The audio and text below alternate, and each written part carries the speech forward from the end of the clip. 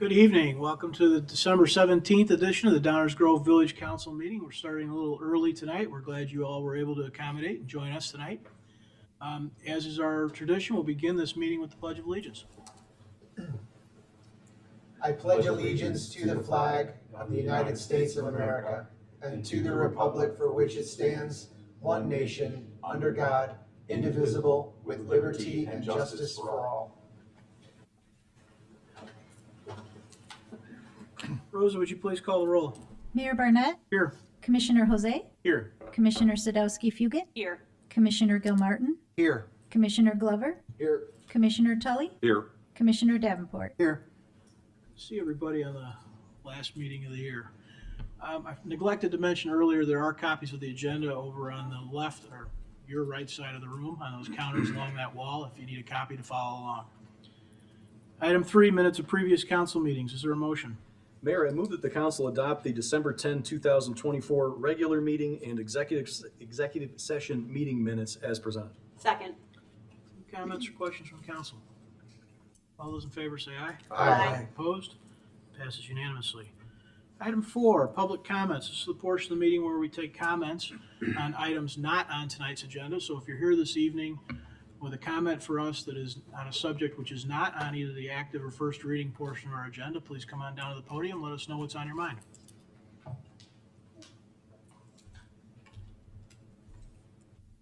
Hello. I'm pretty new here. My name is Sarah Vita. I'm not new to Downers Grove. Been here 20 plus years. New to figuring out Downers Grove governance. Last time I was this involved was the stormwater in the mid 2000s, which has worked out well for me personally. Thank you. This is my second time to your meeting. I watched some YouTube videos. Of course, this is about the library. I have been to the public library meeting last week and last Saturday's coffee with the council. I tell you this because I'm learning. I don't intend to say I know everything. I'm changing, I'm morphing, I'm understanding. And I just want to share one thought with you, which is something, shouldn't be too long. There's just a lot of chaos. I think we can all agree on that. It's hard for me to get a handle on what it really means to have this rushed referendum question about our library board. We've got rabbit holes, we've got disruption, we've got the front page of the Chicago Tribune, and more. And we have an unhealthy amount of drama and division. The impact of this question, shall the trustees of the village council be elected rather than appointed, by where I sit, is not understood by this council. It is not understood by the library board, and I feel like we're on a path to chaos. The issue is not whether the library should be governed differently. That is not the issue. The issue is that, the issue is that I don't think this council understands the impact. It doesn't understand the question that it is asking of our community. It's the timing. I'm asking you to tap the brakes. I'm asking you to figure out what this problem is that you're trying to solve, understand the why. What are you trying to achieve here? Determine your goal, set the requirements needed to make such a change. That's the path of responsibility and respect. Once you've done the analysis, and I'm not talking deep analysis, I'm talking a top level analysis, you can prepare the community to vote. To paraphrase my middle school math teacher, lack of preparation on your part does not necessitate an emergency on the community's part, especially in the dark after a consequential election and the low attendance cycle. I had to say the quiet part out loud there. My career for the last decade has been in the field of change management, and what I know to be true about change is that you don't create meaningful change by shouting from the mountaintop. Meaningful change is created by meeting people where they are. So let's stop shouting. Let's start with the meeting that is scheduled for early January without an expectation of boiling that ocean and solving this problem. Let's roll up our sleeves. Let's hold our beliefs a little more loosely and leave room for others' views too. Let's talk about a future that works for the transparency that the one side is asking for, yet still protects and serves all stakeholders, whether we share values or not. This really isn't a crazy concept. You 7 have the power to bring respect back to your meetings. It just needs more time, more listening, and a willingness to leave the past pains in the past. Thank you.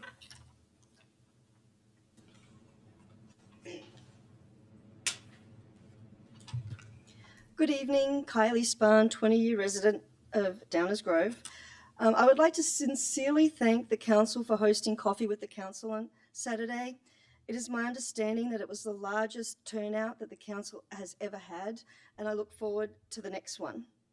Many of us at Coffee with the Council were seeking answers as to why the 4 members of the Village Council think that the non-binding referendum for an elected library board is necessary. I was given 3 reasons: the appointment process, the budget, and Aurora did it. Firstly, the appointment process. For 130 years, the appointment process has worked. That is, up until recently, when the mayor used his discretionary power to nominate and appoint Bill Nienberg to the Library Board of Trustees. Mayor Barnett nominated Bill Nienberg even though there were other candidates for consideration. Mayor Barnett withheld information from the entire Village Council, an email to Bill Nienberg from designated extremist Terry Newsom that threatened violence against the library director. This information would have immediately disqualified Bill Nienberg from the position. Furthermore, through FOIA, it was revealed that Bill Nienberg had violated the library's code of conduct by sending an internal and confidential library document to an unauthorized critic of the library. Commissioners Jose, Gilmartin, Davenport, and Sadowski-Fugit made an evidence-based decision and removed Bill Nienberg. To this day, Mayor Barnett still defends Bill Nienberg's actions. The issue was not a library board issue, it was a politically motivated mayoral appointment issue. Appointing and removing committee members and board members is part of the job description of being a village commissioner. It is my understanding that the entire council is now involved in the appointment process and that this process is much more transparent. That is a positive outcome to this issue and impacts every council-appointed board and commission, not just the library. It appears the reason to have an elected library board is not because the library board has issues which were the product of a shady appointment, but because certain commissioners don't want to do their job. The second reason was the claim that the Village Council must approve without input the library's annual budget. While true, it does not give the full story. The general fund departments of the Village Council of the Village of Downers Grove include building services, communications, community development, finance, fire, human resources, information technology, legal, public works, police, village clerk's office, and the village manager's office. Using the village's long-range planning process to guide them, much like the library uses its strategic plan for budget guidance, each department prepares their annual budget, which is presented to the Village Council for approval.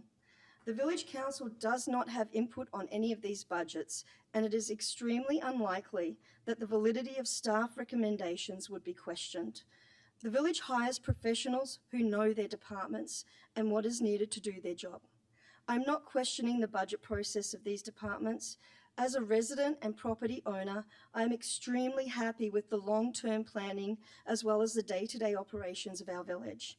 I'm merely pointing out that, for example, in 2024, the fire department's budget of almost $21 million was rubber-stamped.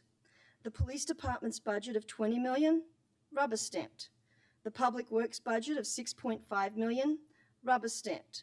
The Information Technology Department's budget of $1.5 million, rubber-stamped. The Community Development Department's budget of $3.5 million, rubber-stamped. As you can see, the library is not the only department that has their budget rubber-stamped. Using the reason that the council has no say in the library budget is rather petty and simple when this is the process for all departments of the village. The third reason was that Aurora did it. I was told that it doesn't matter how or why, just that it happened in Aurora. Applying the reasoning of the town next door did it, we should too. Consider video gaming. Westmont and Darien have video gaming. It doesn't matter how or why they have video gaming. That they have it is enough evidence. Then Downers Grove should have it too. Do you see how ridiculous and incompetent this line of thinking is, especially since video gaming was discussed and debated for 2 years before being placed on a non-binding referendum question? As a constituent, I expect, even demand, that my elected officials make data-driven, evidence-based decisions. Just because Aurora did it is not a valid argument. Finally, I'm still perplexed why the Library Board of Trustees were never approached and the issues discussed, and why the council went straight to the nuclear option. The first step should have been to sit down and have a discussion. Instead, this proposal has created more division in our community at a time when we were just starting to heal. This is not strong leadership. It isn't even good leadership. I expect and demand better. I ask that the council remove the proposed referendum question from the agenda of January 7th Village Council meeting and table it until all evidence and data has been collected, presented, and then discussed. Thank you.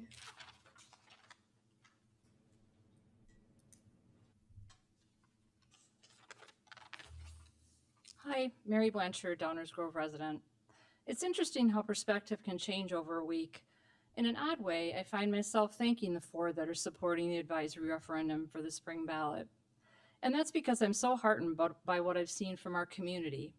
We have always shown up for our library every time we've needed to, and this time is no different. Coffee with the Council Saturday was, from what I understand, the most highly attended ever. People from all parts of Downers Grove and all ages were present. All there appeared to be in support of the library. This winter, as we door knock and host candidate forums, we'll be sure to let our neighbors know exactly who's responsible for this attack on our library, as well as which candidates running for council support this idea.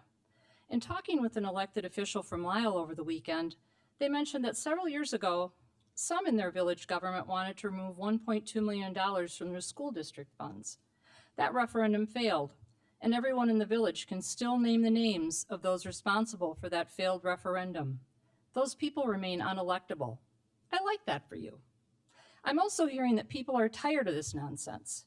They've watched it for long enough. When people like me, who have not ever considered running for council, begin to entertain the thought, I believe this is something others will think about too. I hope this inspires an interesting slate of candidates in 2027. Your timing for this comes when many of us feel helpless around what we see at the national level, the bullying, the hate. So maybe you have, after all, given us this small Christmas library miracle. You've given us something local to put our energy toward. We can do something about this. We will do what it takes to protect the heart of our community, our library, and everyone that relies on it. So Merry Christmas and Happy Holidays.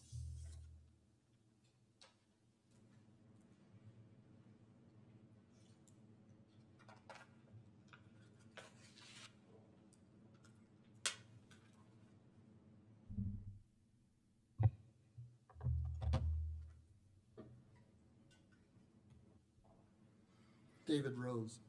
I want to follow up on December 3rd's meeting's discussion of a potential library referendum for the spring ballot. I remarked to several people afterwards the meeting was one of the better ones I've attended. I found it very informative in a number of ways. For one, I think Mr. Kozlowski is getting a handle on how to control the AV system so that those in attendance do not have to strain to hear what's being said. Excellent. Second, I appreciated the permissibility of applause in response to public comments. While council claims applause is not appropriate at its meetings, council regularly allows it when it leads the applause, for example, for an individual or group being recognized. As others have noted, applause is a natural way for those in attendance to show support for a position without themselves having to speak. Third, I agree with those who found the discussion by both residents and council both civil and informative. I applaud Commissioner Sadowski-Fugit's courage for informing of the personal forms far-right extremists, even in Downers Grove, are using to aggravate these fragile times. In many ways, Mr. Davenport's motion has already had positive effects. It's elicited a show of support for the library and its board that I suspect members of council would die for. It publicized the improvement council believes it's made to the board selection process, excuse me, and elicited suggestions of how the process might be improved further. It unearthed the prospect for better communications and coordination between council and the board, which members of each will hopefully pursue. Beyond the benefits such improved relations may yield, I encourage the two bodies to explore how to use the library's facilities to begin to fill the enormous void amongst both council and community in understanding the subject of ecological sustainability. So is there a need for a referendum? Maybe, but I agree with those who argue putting it on the ballot for the upcoming spring election is questionable for all the reasons cited, including a large gap I referred to under the label procedure. For however sincere council members may be in wanting to ask voters to weigh in on the matter as this is strictly a governance issue, as the discussion demonstrated, that phrase seems to reference a complexity no one at present is able to explain in full, and which apparently will take substantial work to provide. Talk about an unfunded mandate. Given everything both council and the library board are trying to manage, I heard very little suggesting a need for urgency. The library matter feels much more complicated than last November's referendum on video gambling machines. To me, that referendum was a questionable proposal in that it seemed more a pet idea than a salient issue of widespread community concern.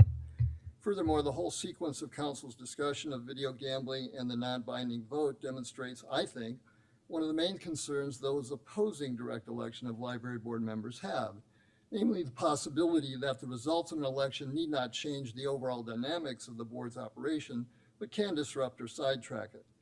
Given the opacity of local elections of every kind, voters can easily tell why someone chose to run or how well they'll likely perform if elected. People typically don't run on issues. Depending on the number of open positions and the number of people running, someone with an agenda or pet idea can get elected even if enough residents mobilize to vote for them, even if the pet idea or agenda is not supported by a majority of voters. Council chose to vote on video gambling machines in a November election on grounds the result would be more representative, so why it wants to put this much more important issue on a spring ballot is perplexing to me, especially when the outcome is non-binding. And I do have concerns about 99's motive in putting its recent bond issue before the voters in a non-major election. Libraries and school boards have been a focus of the far right's ire for many years now. I find their banned books attacks on libraries particularly strange in light of the fact libraries, thanks to the magic of interlibrary lending, function as one massive repository. Both libraries and schools are essential to producing an informed populace, essential for a functioning democracy, because they offer the means for persons to develop a capacity for critical thinking. By my observation, that capacity is sorely lacking in the U.S., regardless of one's level of formal education. Or to state differently, it's lacking depending on the subject matter and or one's political/ideological bias. It's likely why Commissioner Tully seldom agrees with me. However, I have no one would disagree when I say I think we live in a time when critical thinking amongst the citizenry is sorely needed if we are to survive. What I heard at Council's December 3rd meeting was a belief that compared to direct election, the current process of Council appointing board members affords a better opportunity for a range of candidates to come forward and be well vetted, increasing the likelihood a worthy candidate will be chosen. And the current process provides a more efficient way for a bad choice to be undone. As much as residents may distrust Council's performance on other matters, they seem to trust Council will continue to do a commendable, though not necessarily perfect, job appointing library board members. Given the enthusiasm and support shown at Council's meeting for the library board and the current selection method, and apparently at the coffee with the Council, the referendum idea feels like a solution in search of a problem. Unless Council wants to add to the list of reasons residents distrust it, I urge, as others are here this evening, Council to table, withdraw, or defeat this motion. Thank you.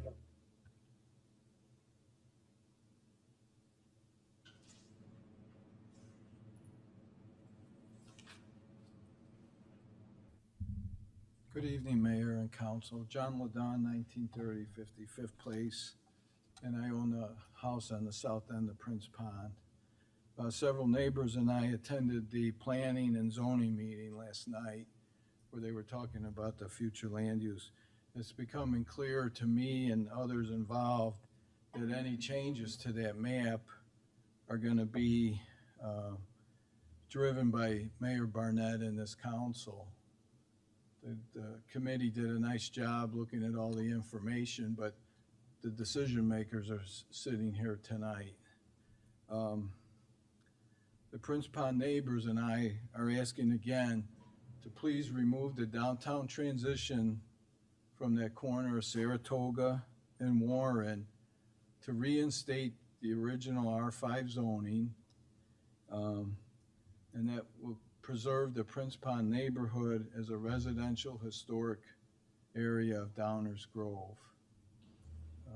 and that this is the last meeting of the year. I just want to wish you all peace this holiday season for you and your families and for our community. Thank you for your time.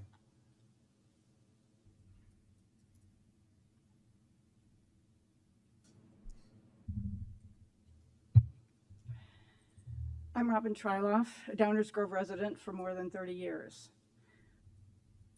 As John just mentioned, last night, a group of Prince Pond neighborhood homeowners attended the Planning and Zoning Commission meeting to explain our position on inclusion of the 6 lots at the northwest corner of Saratoga and Warren Avenues in the preliminary future land use map. As you know, the commission met last night to address the comprehensive plan draft vision and preliminary land use framework. And as you also know, the homeowners around Prince Pond on the west side of Saratoga and those who deeply value this neighborhood's unique character believe that these 6 lots should remain single-family residential as shown in the existing future land use map. We object to them being added to the preliminary future land use map, thereby being open to future downtown transition development. I'm pleased to report that the commission agreed with us that the 6 lots at the northwest corner of Saratoga and Warren Avenues should remain residential in keeping with the rest of the neighborhood and with the existing land use map, and that these lots should not be included in the future land use map. We look forward to working with village staff and council to take the steps necessary to codify this action to protect this 6-lot corner from downtown transition development. Thank you.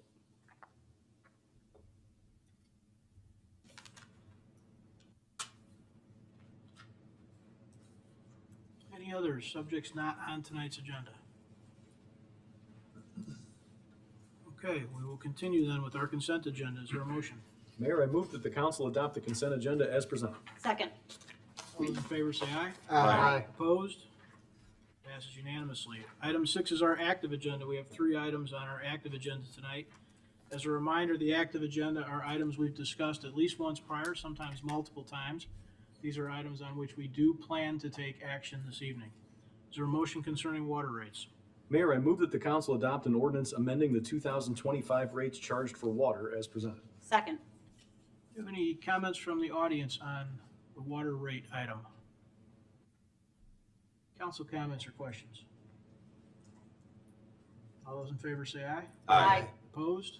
Passes unanimously. Is there a motion concerning stormwater utility rates? Mayor, I move that the council adopt an ordinance amending the 2025 stormwater utility rate as presented. Second. Any comments from the audience on 2025 stormwater utility rates? Council comments or questions? All those in favor say aye. Aye. Opposed? 2 passes unanimously. Is there a motion concerning the employee rules? Mayor, I move that the council adopt an ordinance amending the employee administrative rules and regulations of the Village of Downers Grove, Illinois as presented. Second. Audience comments or questions on this item? Council comments or questions? All those in favor say aye. Aye. Opposed? That 2 passes unanimously. Item 7 is our first reading. This is the portion of the meeting where we take up items on which we do not plan to take action tonight. These may be items we're taking up for the first time this evening or continuations of discussion from the past, but they are items we will not be acting on this evening. Looks like Stan's going to be in charge. Usually throw it to Manager Fielman, but I thank know, you, but Mayor. You're just stepping up. Changing things up here before Christmas. All right. Let me pull up the PowerPoint. Thanks for having me again tonight.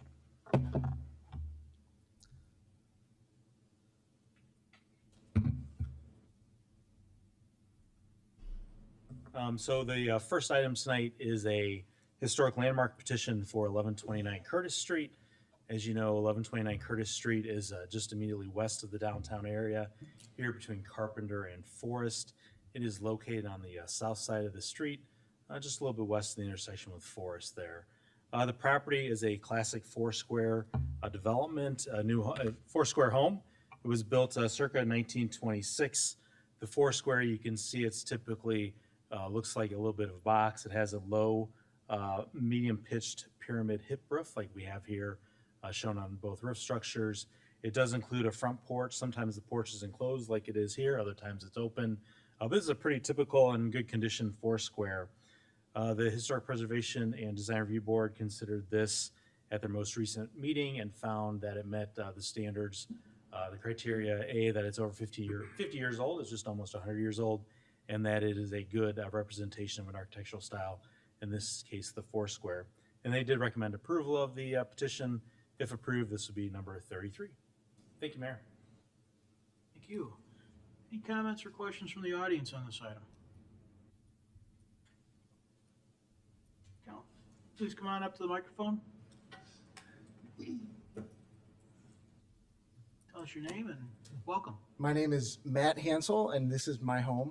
And I just want to say I really love old houses. I love thinking about while it was being built and what was going on in the world at the time.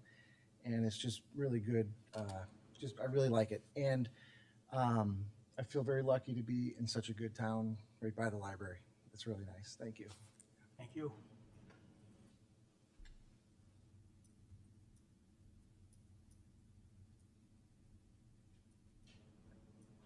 Ken Lerner. I just want to voice my support for the landmark. As a resident of a Foursquare home myself, I love to see this addition to our collection of landmark properties. Foursquares are a wonderful form of home, well worth recognizing for landmarking. And this one in particular, and thanks to Mr. Hansel, has been nicely renovated, as is described a little bit in the pamphlet. And it sounds like it makes a good case that these historic homes can be prepared for their second century of use. Thanks.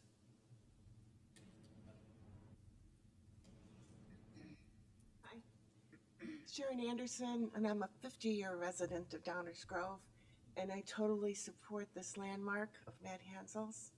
I also want you to know that there's a calendar with the front page of his house on it, and if anybody wanted to see it, okay? But we're really looking forward to landmarking this house. Thank you.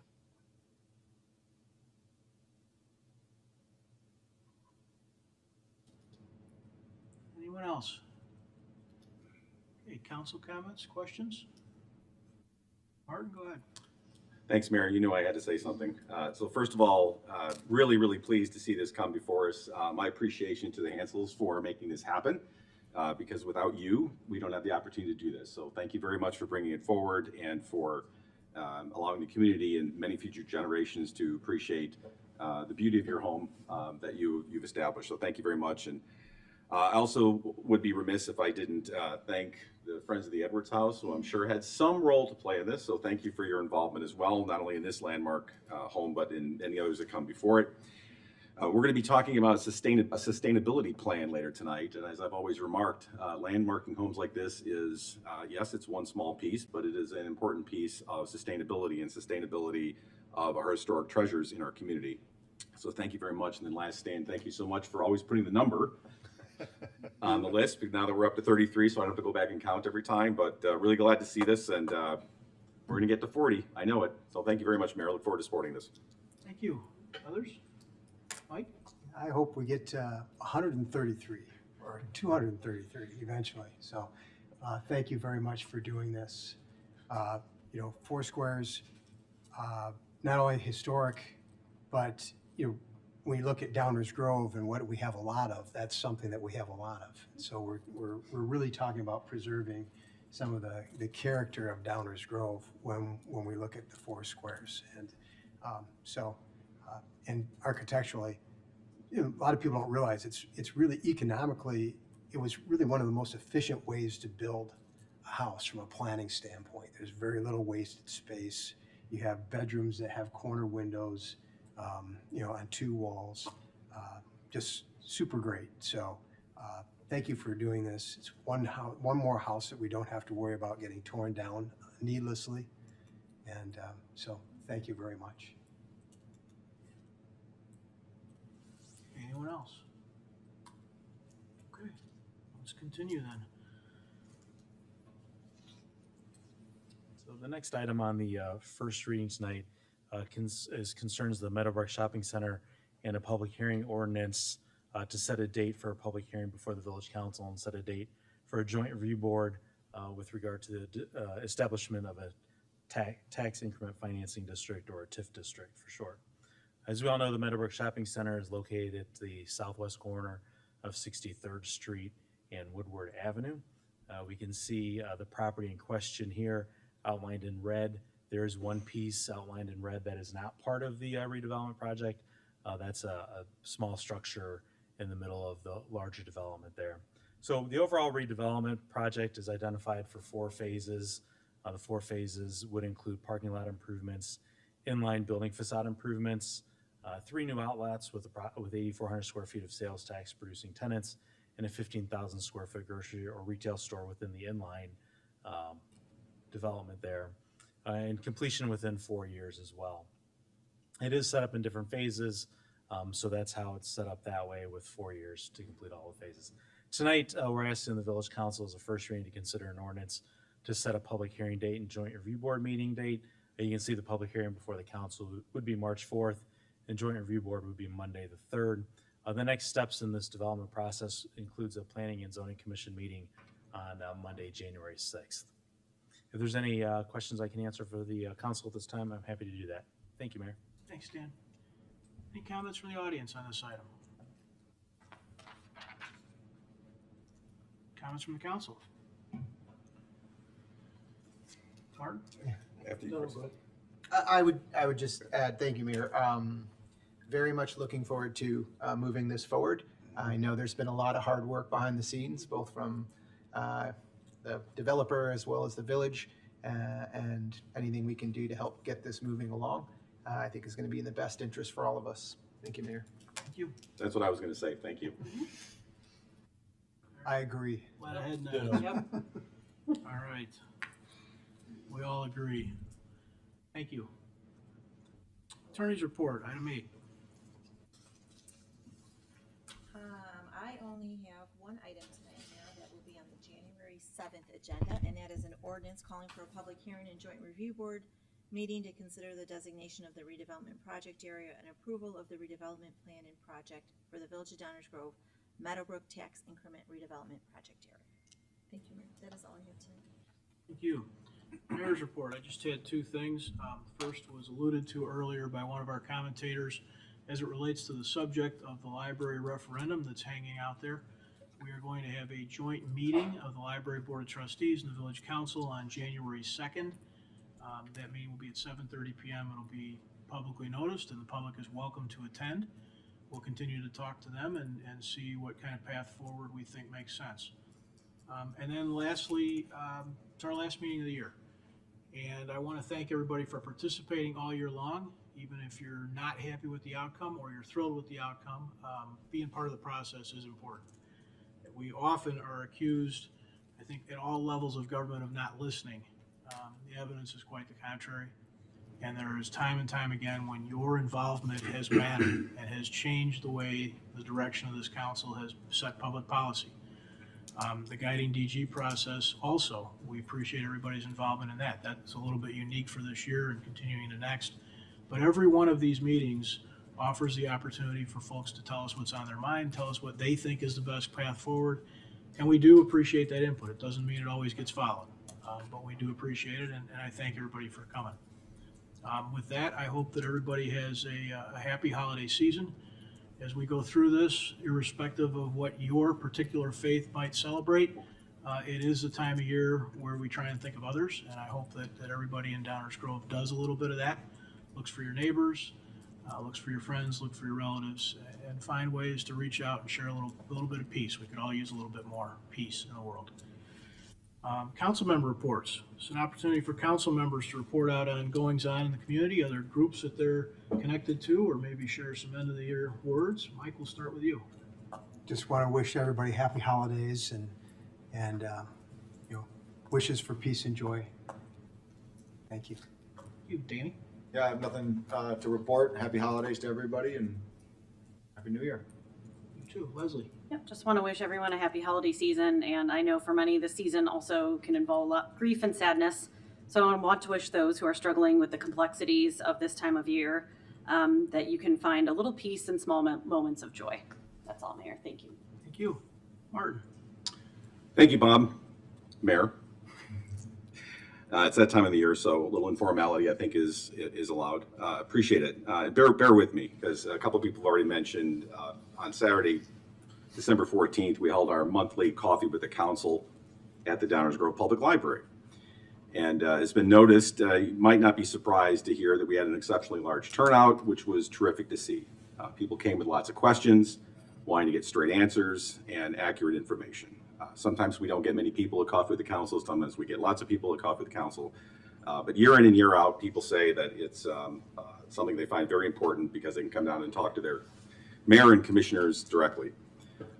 It was a very civil discussion amongst sincerely interested residents at the library on Saturday.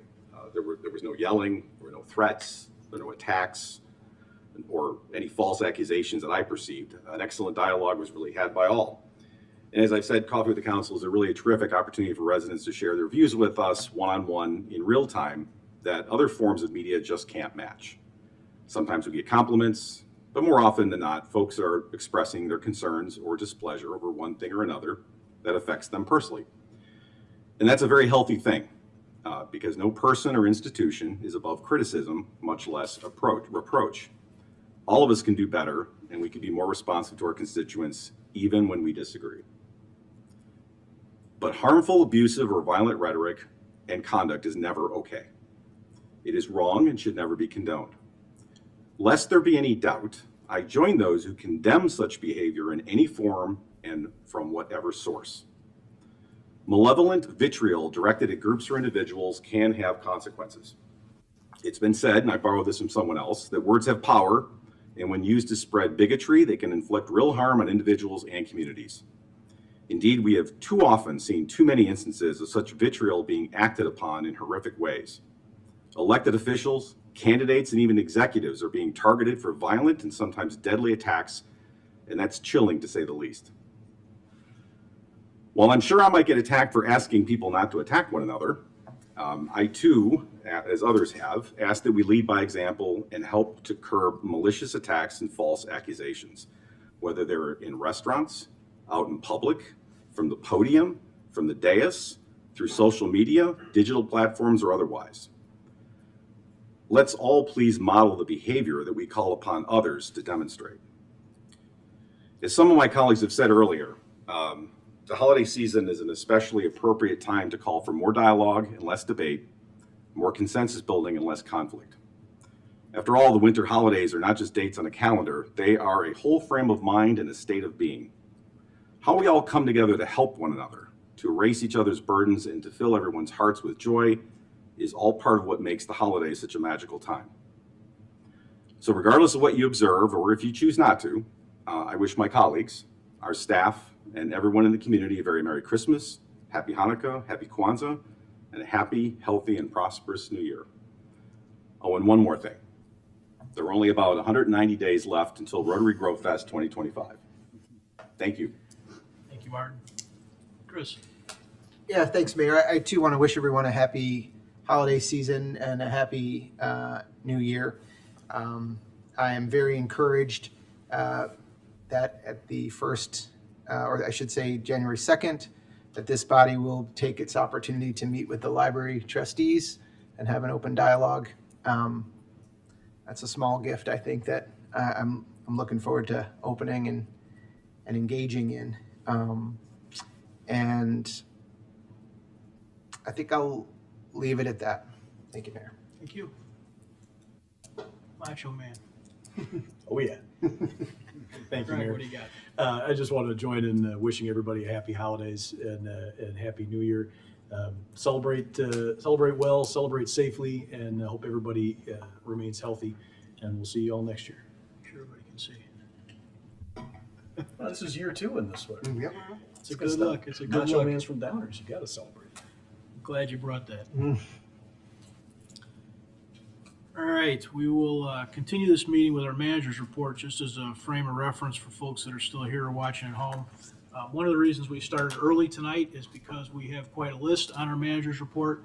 We are deep in on guiding DG related subjects, and we're going to try and make some progress tonight and get through quite a bit. So hope you'll stay with us, but that is what the bulk of this meeting will be. Over to you, Dave.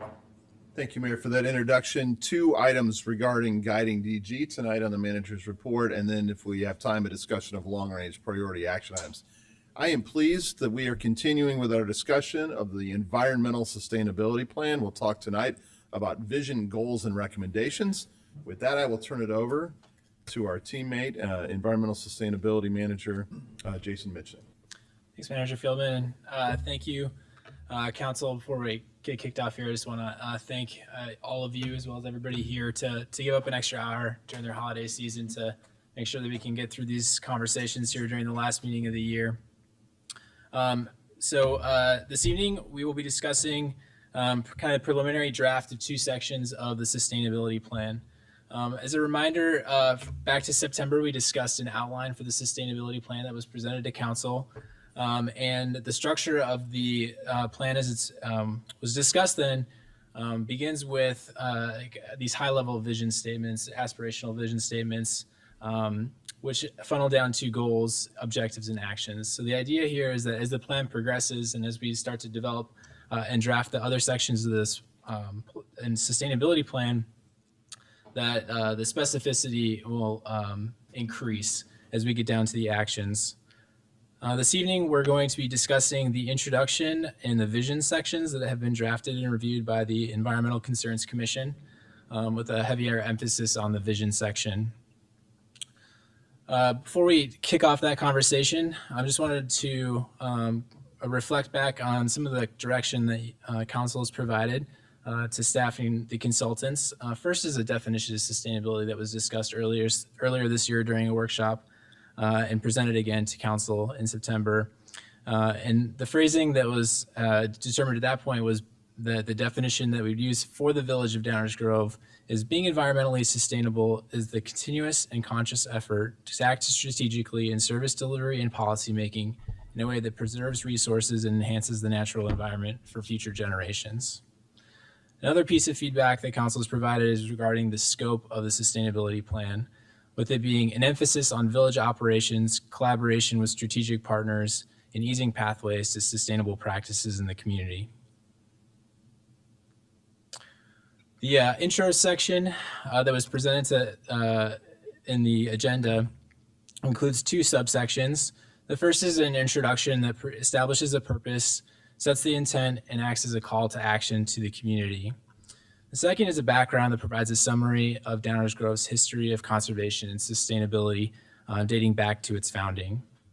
One quick note is that in the Word document that's been shared with Council is that you'll see that there are several footnotes.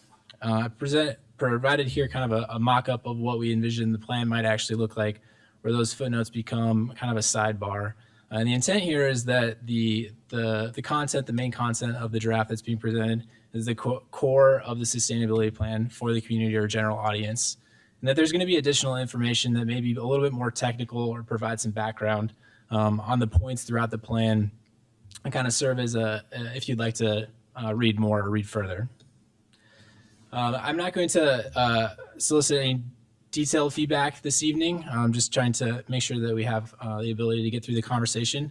But we'll request that if you have feedback that regarding word choice, verb choice, sentence structure, things like that, that you can provide that to us in writing. It helps us more effectively consolidate all that and incorporate that into future drafts.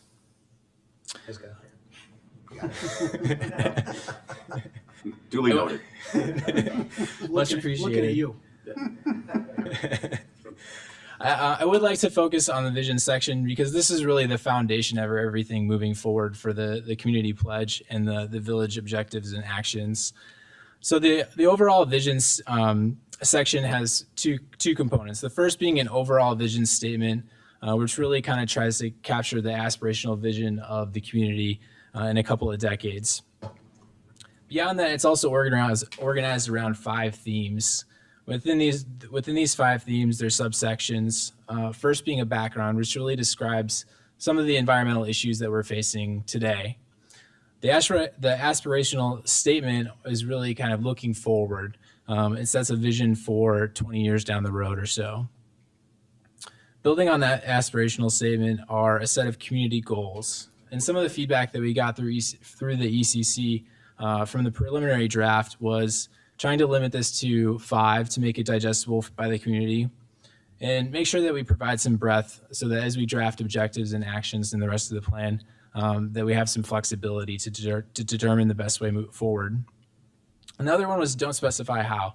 Some of the original language that was in there included goal statements that started to lead towards specific recommendations that you might have seen further down in the plan.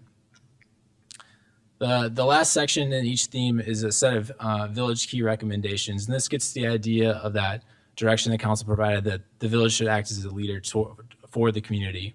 So here, the key recommendations you'll see support the goal statements, the community level goal statements, as well as providing a way that the village can demonstrate leadership in these 5 themes. The overall vision statement, so this is that first component of the vision section. I want to highlight a couple of things in each of these vision statements.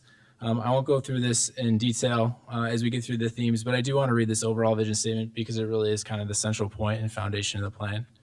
That is, through a collective effort between the village, other governmental partners, and the community, Downers Grove will become a model sustainable suburban community. While many of the defining characteristics of Downers Grove will remain, the community will find innovative ways to reduce its impact on the environment and promote equitable benefits through effective communication and collaboration, thoughtful planning, investment, and shared values for the natural world. At this point, I'm going to pause and ask council to provide feedback both on the structure of the vision section, the choice of the 5 themes, as well as this overall vision statement. To start, I like this whole thing so far, and I think I want to, more than anything, I want to say thank you to the ECC and to our team that's working on behalf of the village as well, and encourage, let's sort of keep the gas pedal down. There's a lot here, and we might all pick a word or a verb differently here or there. But really, I think for me, it captures all of the input that we've collectively given so far in terms of like tone and scope and direction. I'm really happy with it. Anyone else want to jump in? I'll be easy. Dave, you can just put my initials next to what Bob just said there. Done.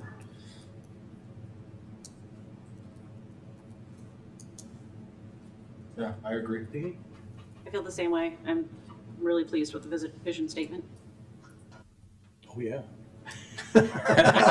Oh, You gotta put, oh yeah. GH. Was that from Commissioner Jose or was that from the Macho? That was a little of both. Yeah, I agree. I think one thing that came also, I think, from the ECC was that the list of key recommendations should be noted as not exhaustive. And I'm not sure that made it into this. I'm not, maybe it did, but I agree with that. I think there were some pretty specific recommendations. Many of them were brought up, but there were a couple solar panels over parking lots kind of thing that I think it's important to note that if we're going to make specific recommendations like that, it should be pointed out that that's not an exhaustive, that's sort of guiding there. And I appreciated the clarification on the footnotes. That was helpful because I thought the first one felt a little negative about our burden, but then the footnote explained to me exactly why that is. So very good. But other than that, yeah, I think this framework makes a lot of sense and we're going to see it flushed out. I have no edits to the overall vision statement. I think it's well stated. Thank you. Moving on, the first theme is energy, and I won't read all of these vision statements, goals or key recommendations, but I really want to point out some of the important concepts in each of these themes. So here in energy, the first one being to reduce emissions. I think that's a natural concept to fall under this theme. The second one, historic preservation, is the idea that energy efficiency retrofits And there are things that we can do to preserve existing buildings while making them more efficient. And the redevelopment and new construction can times have environmental impacts that we can't necessarily capture. Energy efficiency, as I just mentioned, as well as renewable energy, both the development of that and connecting residents and businesses to those options. How that manifests itself in the goals and key recommendations are working towards becoming a carbon neutral community, reducing building related energy use, which was identified in the ECM as one of our top sources of emissions in the community and as an organization through energy efficiency retrofits. Collaborating to find ways to decarbonize our energy sources while also maintaining a robust and resilient grid. And then for those residents and businesses that may not be able to directly install renewable energy sources, providing options for them to purchase it. On the village side, the things that would support these community goals are, again, striving to become a carbon neutral organization. This is where we see a little bit more detail in the recommendation by 2035, and then at some point becoming a carbon negative organization 10 years further on. In the interim, purchasing renewable energy for village-owned facilities while we work towards self-generating it, and then determining the most appropriate way to implement energy conservation and retrofits for facilities. And I'll pause there again before we move on to the next theme. Go ahead, Chris. Thank you. Yeah, the only thing I might love all that. I think the only thing I might consider adding or would love some feedback from my colleagues is just this idea of, when we talk about partnership organizations, I think about the school district, I think about public works, all those things. I'm trying to understand if there's maybe a way we can talk about the folks that we hire or work with. So if there are companies that we use to outsource various things, maybe making sure they're aligned with these and demonstrating that what we want in a partner is what we're trying to do. Just an idea for that. Good suggestion. I agree. Yeah. Yeah. Yeah, agree. This was really comprehensive, and I appreciated this one. The other key recommendation that I would like to consider is something related to policy, or it's kind of similar to what Commissioner Gilmartin was saying about incentivizing more sustainable and green building practices. I know that is fairly specific, so that would be in the key recommendations area, but you know, as we talk about us purchasing renewable energy, kind of the counter to that would also be, how can we help others outside of our organization do that? That's just one thing that I wanted to bring up. Is that are you talking about something other than expand options for residents and businesses to purchase renewable energy? So that's in the energy goals. I mean, making this kind of a village recommendation. So the goals I know were meant to be more overarching, correct? And then the key energy recommendations are really what the village can do to help move those things along. And so, yeah, along those lines, it would be, you know, exploring ways to incentivize doing those green practices. That would be something that the village would be in control of and could do as a recommendation. Well, we could certainly build that into whenever we do economic development agreements, for example. There's a number of things that we've talked about, making sure that, particularly when we're handing a check and incentivizing someone to undertake a development in our community, that would be a good place. Yeah, I feel like it could fit in the third bullet point there. Yeah, I agree. Probably, modify it a little bit. Yeah. It's among the appropriate ways to implement these things.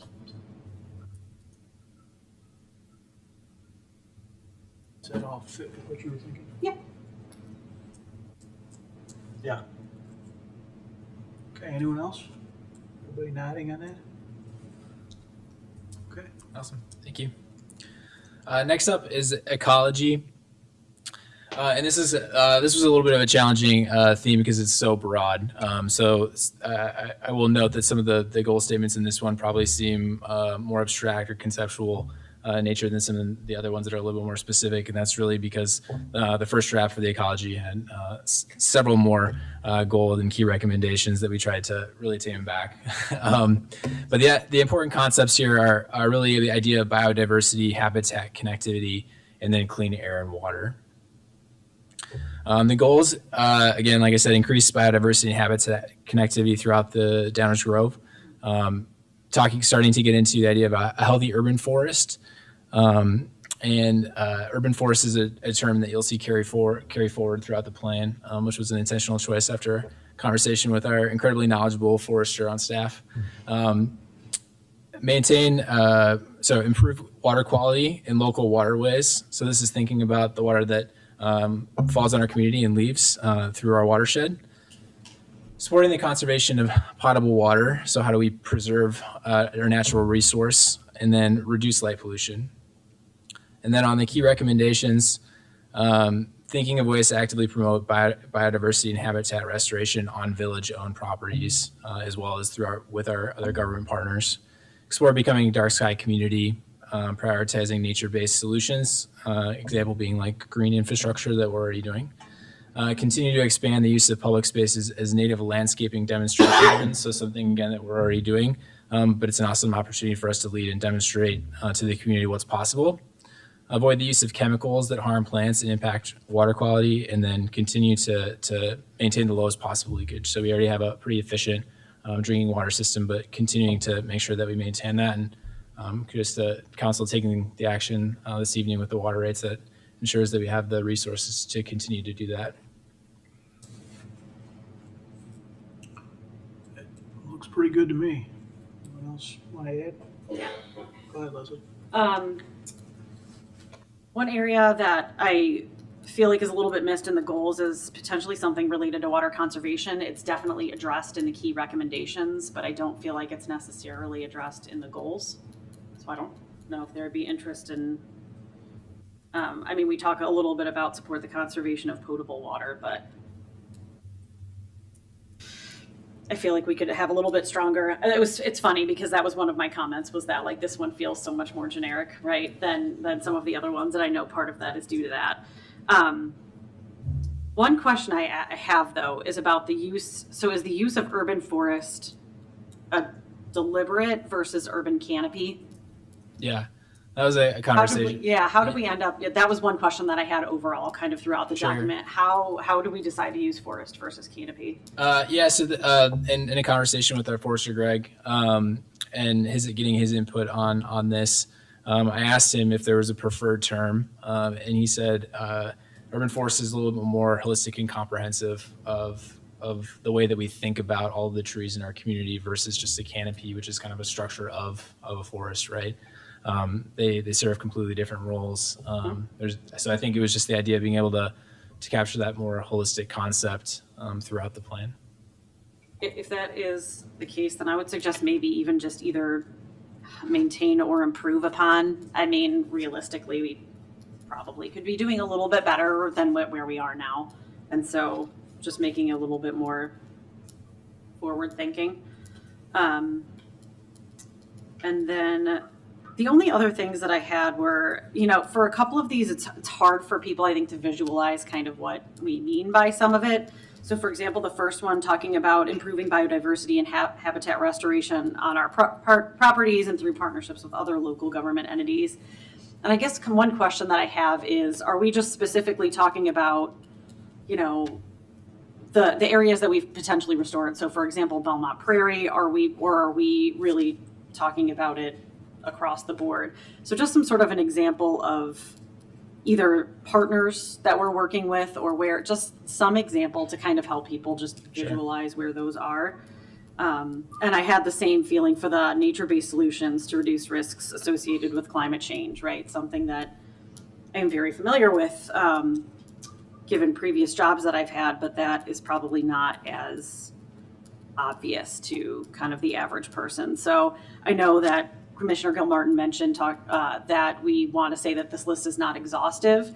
So I think as long as we have that condition in the beginning, I would be interested in some of these areas that are a little bit more vague and difficult for people to kind of conceptualize how we're going to be doing it here. just to include maybe a couple examples. I want to follow up on something you suggested relative to conservation. Yeah. Do you want to talk about, are you suggesting those community goals should be more descriptive about conservation beyond potable water? Yeah, because it's What- not necessarily always even just potable water. Like you think about Okay. gray water systems and things like that. So I don't know if there's kind of a way to incorporate some of the. And it'd be nice to talk about reclamation of, Yeah, you know, yeah. Rainwater, gray water, things Yeah, like that. yeah. That was kind of what I was getting at. So not just the drinking water. Take out the word potable. Yeah. Yeah. Yeah. That would be the easiest for sure. Chris, go ahead. Yeah, maybe just a question. The first bullet about improving biodiversity and habitat restoration. How does that relate to like native plantings? Yeah, that's a great question. I guess a little bit of the motivation behind kind of this topic and goal is science has told us that there's basically ideally we would preserve or conserve 30% of land and water to be wild or native to specifically support biodiversity. Very difficult to do in a built-out community. So the idea here is that residents will play a part in this. That's why a community level goal. Native plants are kind of a part of that. When we look at what the average American lawn looks like, mostly turf grass. Yeah. So this is an opportunity to think about ways that residents, businesses can convert some of that turf grass, which is not biodiverse in any way, using native landscapes to improve biodiversity. If you start to build a culture of that and it becomes more widespread, that's when you start to actually develop some connectivity between those. Yeah, I think that's maybe my lack of understanding of the differences between biodiversity and native plantings, and I might not be the only one in the village, so maybe just a little clearer or Yep. sort of more simple or clear thinking on that. Because in my mind, native plantings is good. And then when I read biodiversity, I think lots of different things. So just maybe understand how that relates as a non-ecologist. And that was some of the motivation of having kind of the footnotes and the sidebars throughout the plan is that we can, when you have some of these ideas that are a little more technical, is that we can explain it in a little bit more detail. Great, thank you. Yeah, I had a question on this too. Habitat connectivity. So could you explain that to me a little bit more? Because I don't see where in the recommendations where it almost seems like there's a disconnect. Right? It's not addressed. Sure. So, so one of the issues we have is where we do have preserved natural areas, they tend to be fragmented. So there's concepts called ecological networks where you would have, for instance, a really good example here in Downers Grove would be the Arboretum being adjacent to something like Hidden Lake, where you have those two areas. But then the other areas, Lyman Woods, are further away. So that's where you wouldn't have habitat connectivity, is because those natural areas have built up urban environment between them. So the idea being that in a built-out community, there's going to require resident and business and private properties to participate in that exercise of trying to increase biodiversity and habitat connectivity. Got it. And I thought the idea of the urban forest was pretty creative because it did just that to me. Is it got me thinking about, not just the canopy, but the health of the roots and the health of, just in how trees relate to one another, and so I thought that was good. I think there was something else, but I'll let it go for now. Maybe it'll occur to me. Thank you. I want to pull the thread a little farther. Leslie asked that question about canopy. And I think I heard you correctly that maintain was maybe not my favorite word. Yeah, I feel like we need to improve. That was it. Do we? That's what I was thinking about. Do we are we inappropriately, from a laying down of goals, right?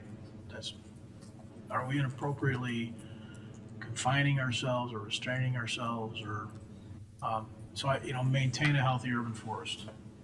That speaks for itself, but it doesn't necessarily talk about growth or expansion. And I'm wondering if that's really something we should also be seeking. Should we swap out maintain for increase? I think in the comp plan discussions, we talked a lot about enhancing things. Yeah, yeah, that's a good point. Maintain or enhance, or just simply enhance. Yeah. Speaks to quantity and quality, right? Yeah, Yes. yes, yes. Starts to weave its way into things like connectivity. Yeah. Yep. It does, yeah. See all 7 headlines going on. Mhm. Thank you, Mayor. Anyone else? Okay. Awesome. Thank you. The third theme here is materials and resources. Important concepts here.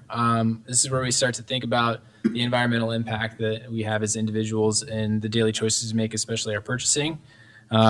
Thinking about both upstream and downstream impacts of the things that we purchase and use.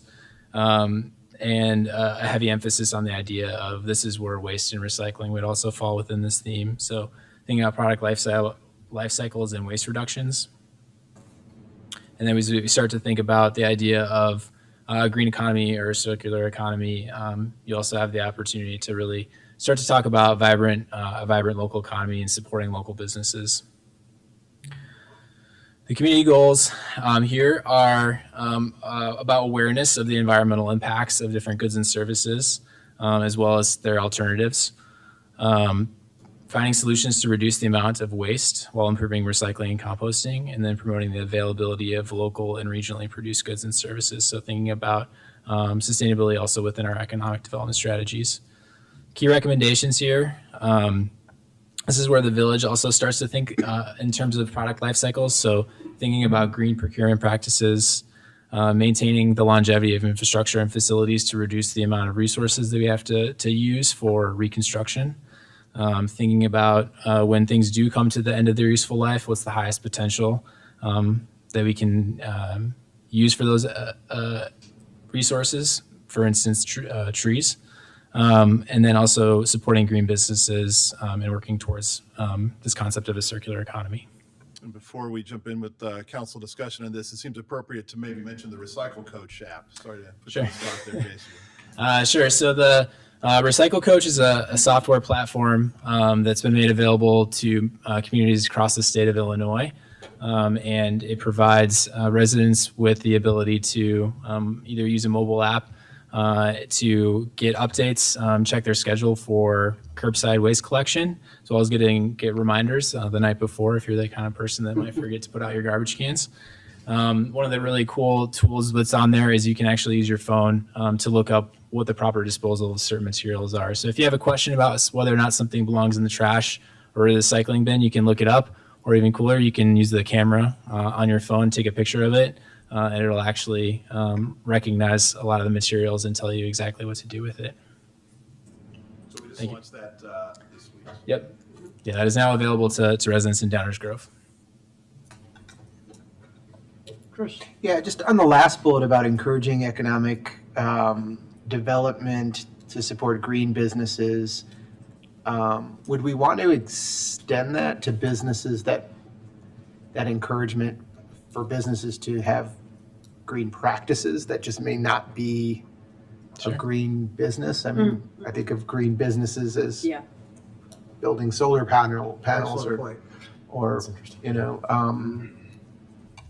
I think there's a lot of things that we could do there, but I feel if we extend it to the general business, So green business practices? Yeah. Support green businesses and green business practices. Yeah. Yeah.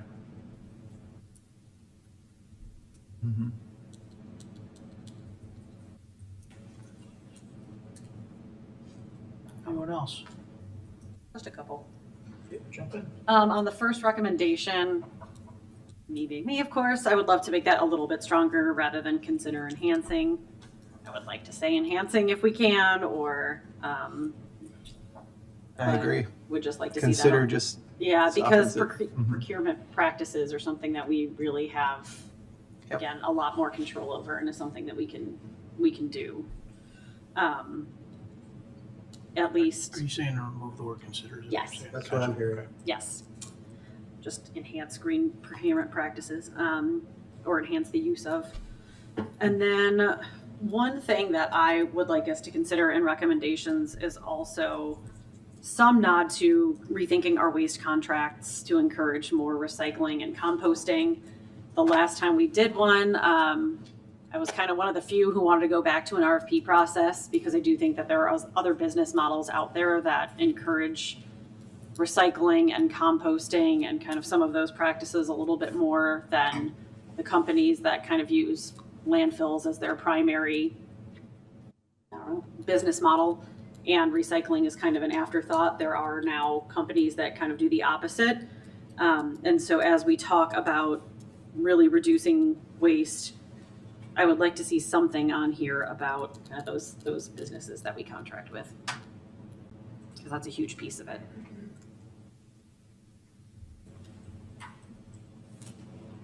It's kind of built in though, isn't it? I mean, all these so far are goals that would drive policy decisions, right? Instead of calling out specific policy Well, but we decisions. talk about procurement, right, as like a one specific area, so you know what I mean? Just you talk about facilities, procurement practices, seek ways for ourselves to recycle, and then economic development strategies, so kind of our. Well, and the community goal, find solutions to reduce the amount of waste. Yes, definitely, So if we yeah, were- so I we were to mean. support that. Yeah, moving it towards, putting it into key recommendations, yeah. If I could jump in here, I think that's actually a really good example of kind of the breadth or flexibility we're trying to provide ourselves in drafting these, and where you would see something like that, and its specificity would be in either the objectives section, so where we get to a little bit more detail of how we're going to accomplish the key recommendations and goals, or even in an action plan. Yeah. Yeah, that was my only thought, is I agree with the sentiment, but I think that's a sort of runway level type of implementation of these policies, where we have the direct ability to do that in terms of the contracts that come before us. So I would view that, I don't disagree with it, I just view that more as the execution on these things, that's all. Which, ECC feedback, Keep that in right, don't specify that's- how. Yes. Yeah. When we had our options, or went out for an RFP, that was something that we could evaluate and say, Yeah. consistent with the community goals and the key Yep. recommendations, here's a way to implement that. From a practical standpoint, that contract will be discussed very soon. It's There you go. Yep, that was fast. our next round of priority action items when we sit down and talk about them over the next summer. For sure, will be on the list because that contract expires in 26. There we go. Anything else on this part? Awesome, thank you. Fourth theme here is transportation and transportation facilities. And this is where you start to see some of that overlap between themes. But the important concept here is, in addition to thinking about the emissions from vehicles, that is an important concept here, but also starting to think about the facilities that are used to move vehicles. So our roadways and parking lots, thinking about the environmental impact of those, but also thinking about roadways, especially right away in the village, as an opportunity to achieve some of those other goals that we see in the themes like habitat connectivity. So that's kind of the idea here in this section, with the goal being to seek ways to further transform parkways into natural corridors, promote strategies to reduce vehicle-related emissions, thinking about minimizing urban heat islands, and reducing impervious surface, which we saw as being a key takeaway in the ECM as well. On the village side, develop strategies to utilize rights-of-ways to meet our carbon neutrality goal that you saw in the energy section, as well as the habitat connectivity goal in the ecology section. Consider the installation of solar canopies in public parking lots, as well as supporting those in private owned lots. Promoting the development of charging infrastructure throughout Downers Grove, and then seeking ways to reduce environmental impacts of parking lots, something that we're already doing through our zoning and stormwater regulations. Anyone? I had a question about the first community goal. Mm-hmm. That feels like it ought to be a village thing, so can you help explain that a little bit? I mean, I know we individual property owners generally Yep. manage their parkways. Yep. That's why it's there instead of on the village side? Exactly. Yeah, and I'm thinking kind of the way that we use the bioswale program is something that residents opt into. So the idea that although the village controls it, there's generally some residential input and the control of not just control but maintenance of it as well. Pushing that, if there was a way to say it was gonna be our policy to drive that, be of interest to me. I don't know if we feel like we say that in the right or not. In terms of, is that regarding like strengthening the language or? Well, we don't, I don't see a real tie between the village key recommendations and pushing that Sure. goal. Sure. And it seems like if it's gonna be those kinds of historical partnerships. Yep. Then it needs to have some sort of. We need push. some more specificity on that specifically.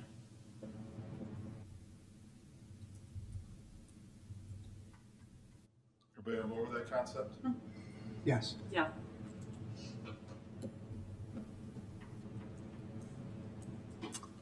Not sure I understand your point, Bob. So the first bullet there. Yeah. Jason, if I get this wrong, jump in and correct me, but it's sort of listed under community goals Mhm. because in most instances, the parkways Mhm. tend to be maintained and operated, if you will, by the property owner. Sure, Jason. yeah.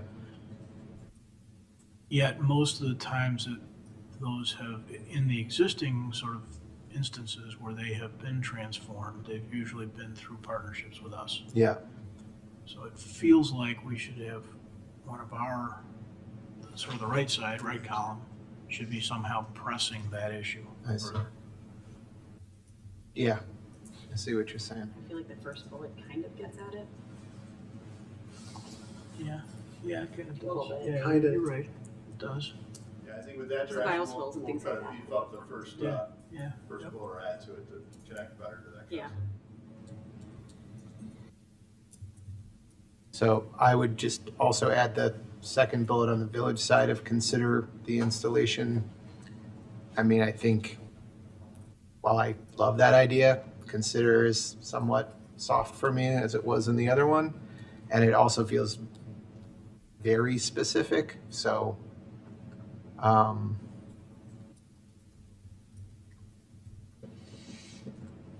wonder got if I like should say two kind public of- spaces instead Yeah. of public parking. Yeah. lots, you know? Yeah. I think it's very tactical. Yeah. It's put up canopies, so which I 100% support, but I think in relation to the other bullets of Yeah. promote the That's not development how. of charging, which is a little more general, a little more high level Yeah. impact. I mean, even the impact of parking lots, Yeah. so. So this is so the first one we need to have a little bit more specificity. This one we probably should Back take it back off a little bit. This is probably more of an objective Yeah, statement. public Okay. spaces is probably good to add parking lots. That maybe, yeah, you figure out the wording, but something Yeah. along the lines of solar collection opportunities. in Sure. public Yeah. Or, space, al- you or know? alternate energy opportunities, not Yeah. necessarily limited to solar. Sure. Yep. Yeah. So when it comes to the first one, Bob, with the parkways, sorry, Mayor. I started. I don't know, I feel like seeking ways and maybe being a little more distant with that one is the better way to go. Only because, as you pointed out, we typically rely on residents to maintain those areas. And given that maintenance, and it's a little different to take care of a natural area than it is taking care of a turf grass lawn. And you get some resident turnover and things get a little bit different. So I'm not saying I'm not interested in doing it, but I think there are some challenges there that we should figure out how to overcome before we start hitting the gas pedal on it. Yeah, I think Leslie was headed down the right path on that. I don't disagree with you. If you look at the right bullet, just sort of tweaking that a little bit to encourage that a little more, I think is probably an appropriate way of going down that road. Yeah, you're right. It's Yeah. different, Yeah. for sure, 100%.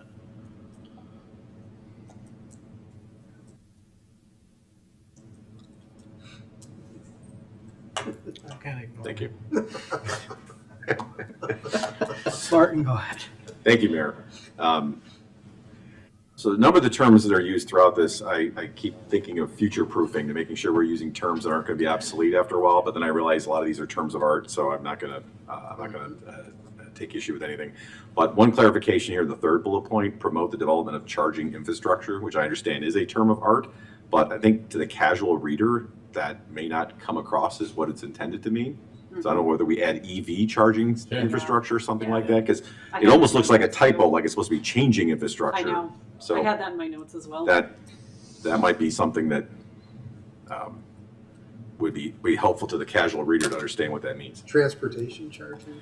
Well, no, I don't want to screw around with terms of art, because I understand some of these. I've said, well, it's not future-proof, but that's what it's called. So if people understand what it means in the industry, then far be it for me to mess with it.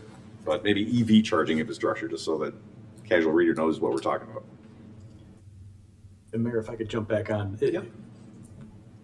And I guess this could be answered either by staff or Chris, you had some thoughts on it, but with regard to solar versus other opportunities, do you have any ideas as to what those might be? I mean, wind, Geothermal. I mean, there's. New state I'm turbines. Yeah, I just, Well, and that's why I didn't want to jump to that conclusion, but I have my concerns about turbines. oh, I see. Yeah, I don't, my point was less about the specificity of the types of energy and more about not wanting to limit just to solar, if that was it. So it Yeah, wasn't. because there's geothermal and other things too. Right, if there are other, Yeah. which is why I wanted to ask an Yeah. open-ended question, Sure, because there's yeah. probably a whole lot of stuff out there that I just don't know about. But, Yeah. um, And we never know what the technologies are going to be moving forward to. So that's Exactly. part of the future proofing, yeah. I think the heart of this concept is well taken. There's a lot of space in our village that's devoted to these parking resources. Yeah. And there's an opportunity, as you're Absolutely. saying, Commissioner Gilmartin, to explore energy generation from those facilities. And so I think staff will take that as general direction that you were provided. I think we can figure out a way to put that in there. I was going to offer too that there's even old school sort of passive solar applications too that could be considered that don't involve a whole lot of technology. So I think it's good that we expand. Yeah. Like Dave, I can't tell if you wrote it over there, but in continuation of what you just said, I think we were talking about further reducing the specificity and talking about public spaces. Yeah. Not limiting it to parking lots. Yep. Thank you.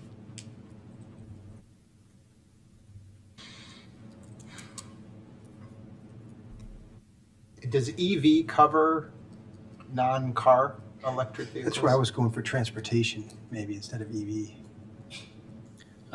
If we were gonna dial this back, I would probably focus more on the development of infrastructure for alternative kind of transportation. So thinking forward, we have electric, but also hydrogen around the corner as well. So trying to avoid specifically pointing to electric vehicles was kind of the intent there. But yeah, we'll make sure that we give ourselves that flexibility. And I guess my point was not just cars, too.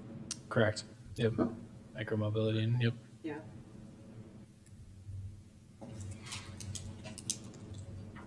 Cool. Anyone else? Good conversation. We'll all be coming back around again. Awesome.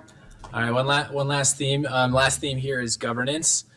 And governance is a term that I think hopefully I tried to explain here well. Is it goes beyond just governing as in what the function of government is, but governance is really the participation in the community in not just formal institutions, but informal institutions and kind of this collective culture around being thoughtful and good stewards of the environment.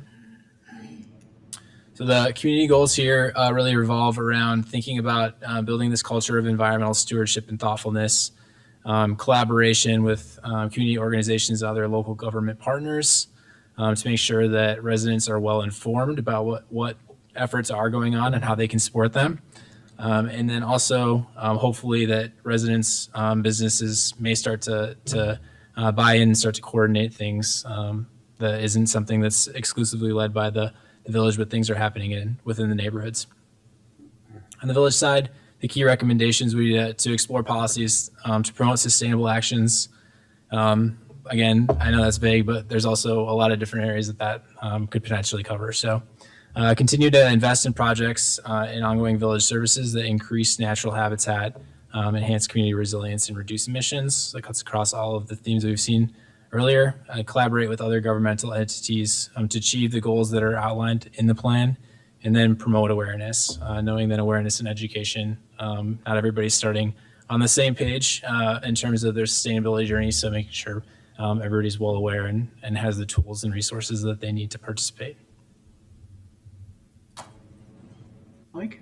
So I just, on the collaborate with other governmental entities, I think we're missing the community organizations we mentioned in the, That's what I on was the gonna say left. too. Got it. Okay. Yeah. That was my comment, that it's not just government organizations.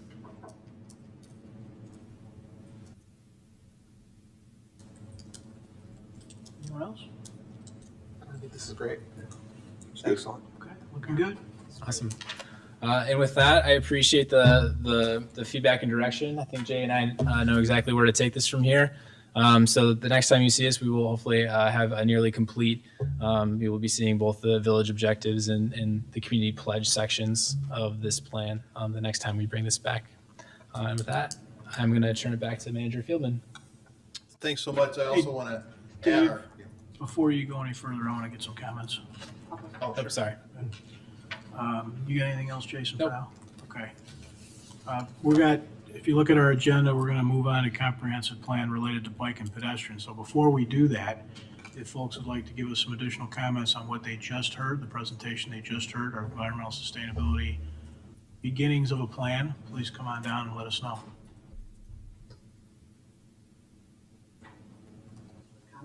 Yeah, come on down.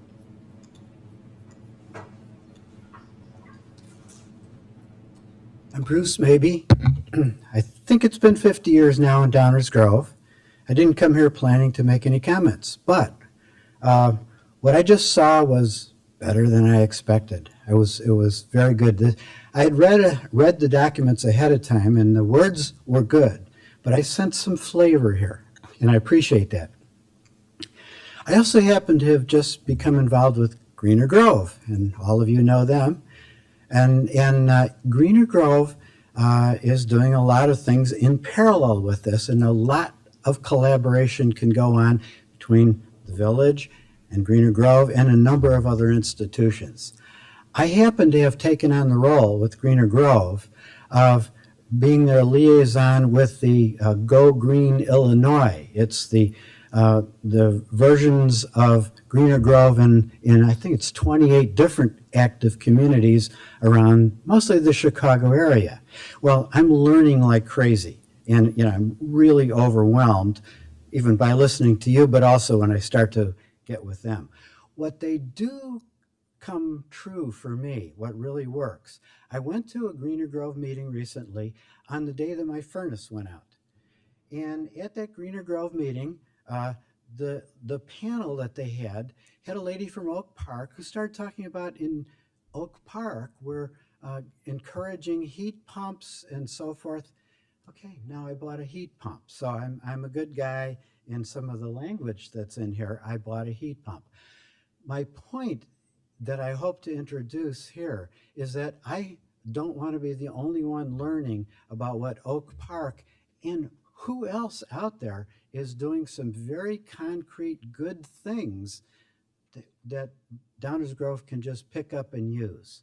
Not cookie cutter, but the great ideas that I bet some of them are doing that I hope you'll connect with other villages.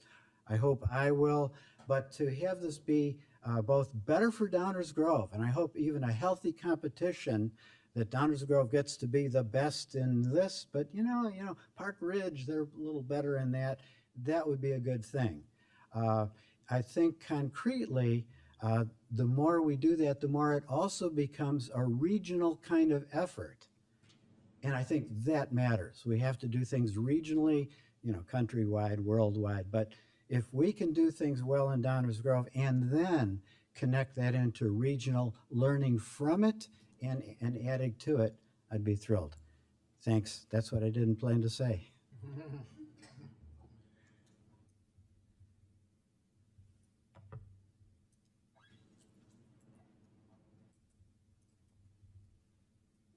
Hi, Ken Lerner again. And I've already had a couple bites at this apple as part of the ECC, and so forgive me if for potential redundancy.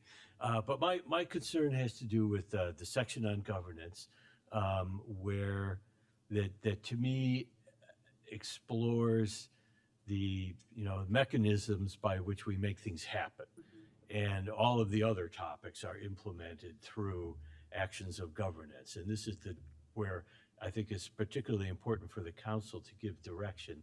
And what my concern is that when I see the recommendations there in that section, that they use the verbs are all sort of promote, collaborate, and things like that. And it seems to me that this is the section where we need to establish the foundation for the idea that we will enact policies, standards, ordinances, regulations, and hopefully we don't need to get into a lot of coercive type things, but but to the extent that we're going to bake sustainability policies into the codes and procurement processes and ordinances that we already have, we should have a hook in this section that says, this is the sort of thing that we contemplate.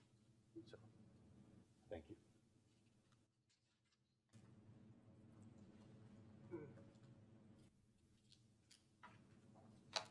Hi, my name is Kevin Leslie.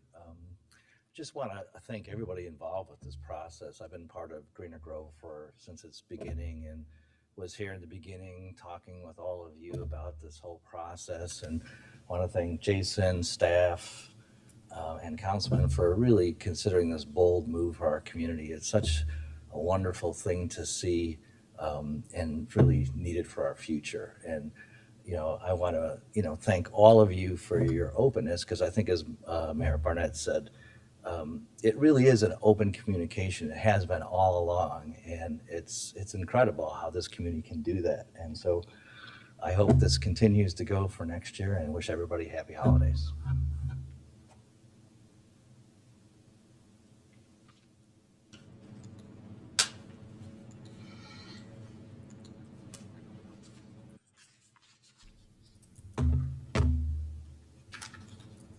David Rose, 3 points. Point 1, last September I noted the word village was being used in a confusing way in its planning efforts. Appreciate council's acknowledging that confusion and its effort to avoid it. In an earlier draft, while it wasn't so apparent this evening, in an earlier draft version of the ESP, it noted explicitly the word village, as commonly used, refers to community, place, and or government. Unfortunately, I find council's choices for differentiating between the three still confusing, as was illustrated in this draft version statement, where it has the phrase Downers Grove, a place, will be a community. Council wants to use the name Downers Grove to refer to territory, the word village to refer to itself, to government. I believe it would be clearer if council adopts the following. Village, as conventionally defined, refers to community, place, and or government identified by a name. To distinguish between the three when needed for clarity, village community, village territory, and village government will be used, or simply community, territory, and government. The phrase village of Downers Grove will refer to all three, or when clear, to the union of community and government. I suspect only members of council use the word village to refer mainly to village government, which is precisely the source of the confusion. Point 2, I call attention to the lengthy remark I submitted for anyone interested in an alternative vision statement that acknowledges our reality and the difficult task ahead. I submitted this because I find the ESP an effort to soft pedal and greenwash. I won't try to elaborate on the remark other than to say, years ago, when I first began questioning council's achievement of a goal of environmental sustainability that was undefined, Council came up with the notion that the goal applied solely to its own operations and meant buy green whenever possible. Defined so vaguely, success was guaranteed. While Council now acknowledges the need to broaden the comp plan sustainability effort to encompass both itself and the community, I find the notion of whenever possible persists. In particular, it persists in the planning process in that Council's efforts thus far are not influenced in any discernible way by a commitment under the GRC protocol to reducing CO2 emissions by 50% by 2030 from 2005 levels. Thus, it feels like reducing CO2 emissions is a whenever possible add-on rather than a core focus of planning. One might argue the plan is not set yet, but of what value then are the past months of work and the current ESP draft, unless one presumes Council's whenever possible attitude persists. The consultant's discussion of his 6-minute mile analogy manifests this same attitude and understanding as a nice to be able to do kind of objective. Proper understanding of ecological sustainability recognizes the goal is not optional. If one's way of living is not ecologically sustainable, one dies. The reality is hidden because of modern society's heavy reliance on energy slaves and the fossil fuels on which they feed, and the resulting diffusion of production they permit that underpins the way of living in the world's rich nations. How heavy is that reliance? Computed from a caloric standpoint, it represents hundreds of billions of people's capacity to do work. Repeat, hundreds of billions, hence the term energy slaves. That's why humans and the structures we have built have taken over the planet. That's why the landscape of Downers Grove's territory, the land use within village boundaries, looks the way it does. Collectively, according to a stat I came across recently, the weight of all human-built structures now exceeds the weight of all living things. Does that suggest we value life other than that of our own species? And even then, not so equitably. That statistic is one of many indicative of tipping points we are crossing at our peril. If Downers Grove truly wants to be a model, the core issues I raised in the E-remark need to be addressed. Point 3, ESP says little to nothing about collecting data, educating the populace, doing research, experimenting, mobilizing for action and regulation both within and outside Downers Grove, and providing dedicated funding, staffing, and facilities. Rather, it comes across as a plan trying to get by on the cheap, promoting the typical lifestyle choice approach. That is, one does what one is moved to do whenever possible. During the Longfellow fiasco, I proposed repurposing Longfellow into a center of Downers Grove's ecological sustainability effort, a facility to be shared with Council's governmental partners in that quest. 58 in Council grabbed for the money instead, which Council also did by selling Lot 2 to a private developer instead of using it for public purpose of building a new facility dedicated to the pursuit of ecological sustainability. Had Council seen fit, either proposal surely would have gotten residents' attention and generated substantial public involvement and debate. Council avoided and forewent both those opportunities. The widely held opinion is that there's a set of people in Downers Grove who consider themselves environmentally concerned and are already doing things to address those concerns.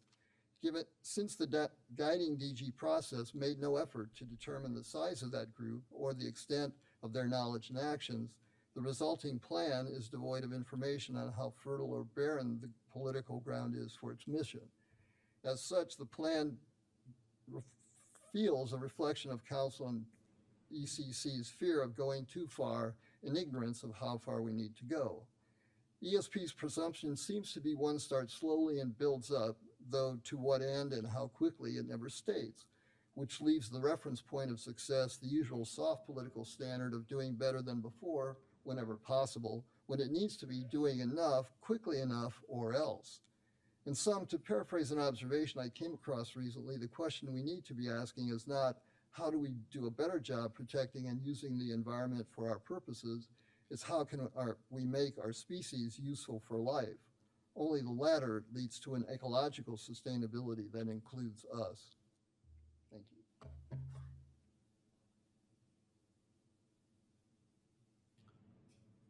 Anyone else? Okay, thank you, Jason. So instead of pulling up my presentation, why don't we invite Aaron and Jackson to start pulling up their presentation, but I will make opening comments from the script here. So it is my privilege to introduce the discussion of the enhanced Bike and Ped Plan, What's Possible document. In the summer of 2023, the council identified an enhanced Bike and Ped Plan as a priority action item and provided a description of the project along with key deliverables. And the council directed that the plan transform this village into a pedestrian-first community and have a strong focus on implementation and feasibility and direction on what we can do with our existing streets. The council previously defined what pedestrian first means for us as a community.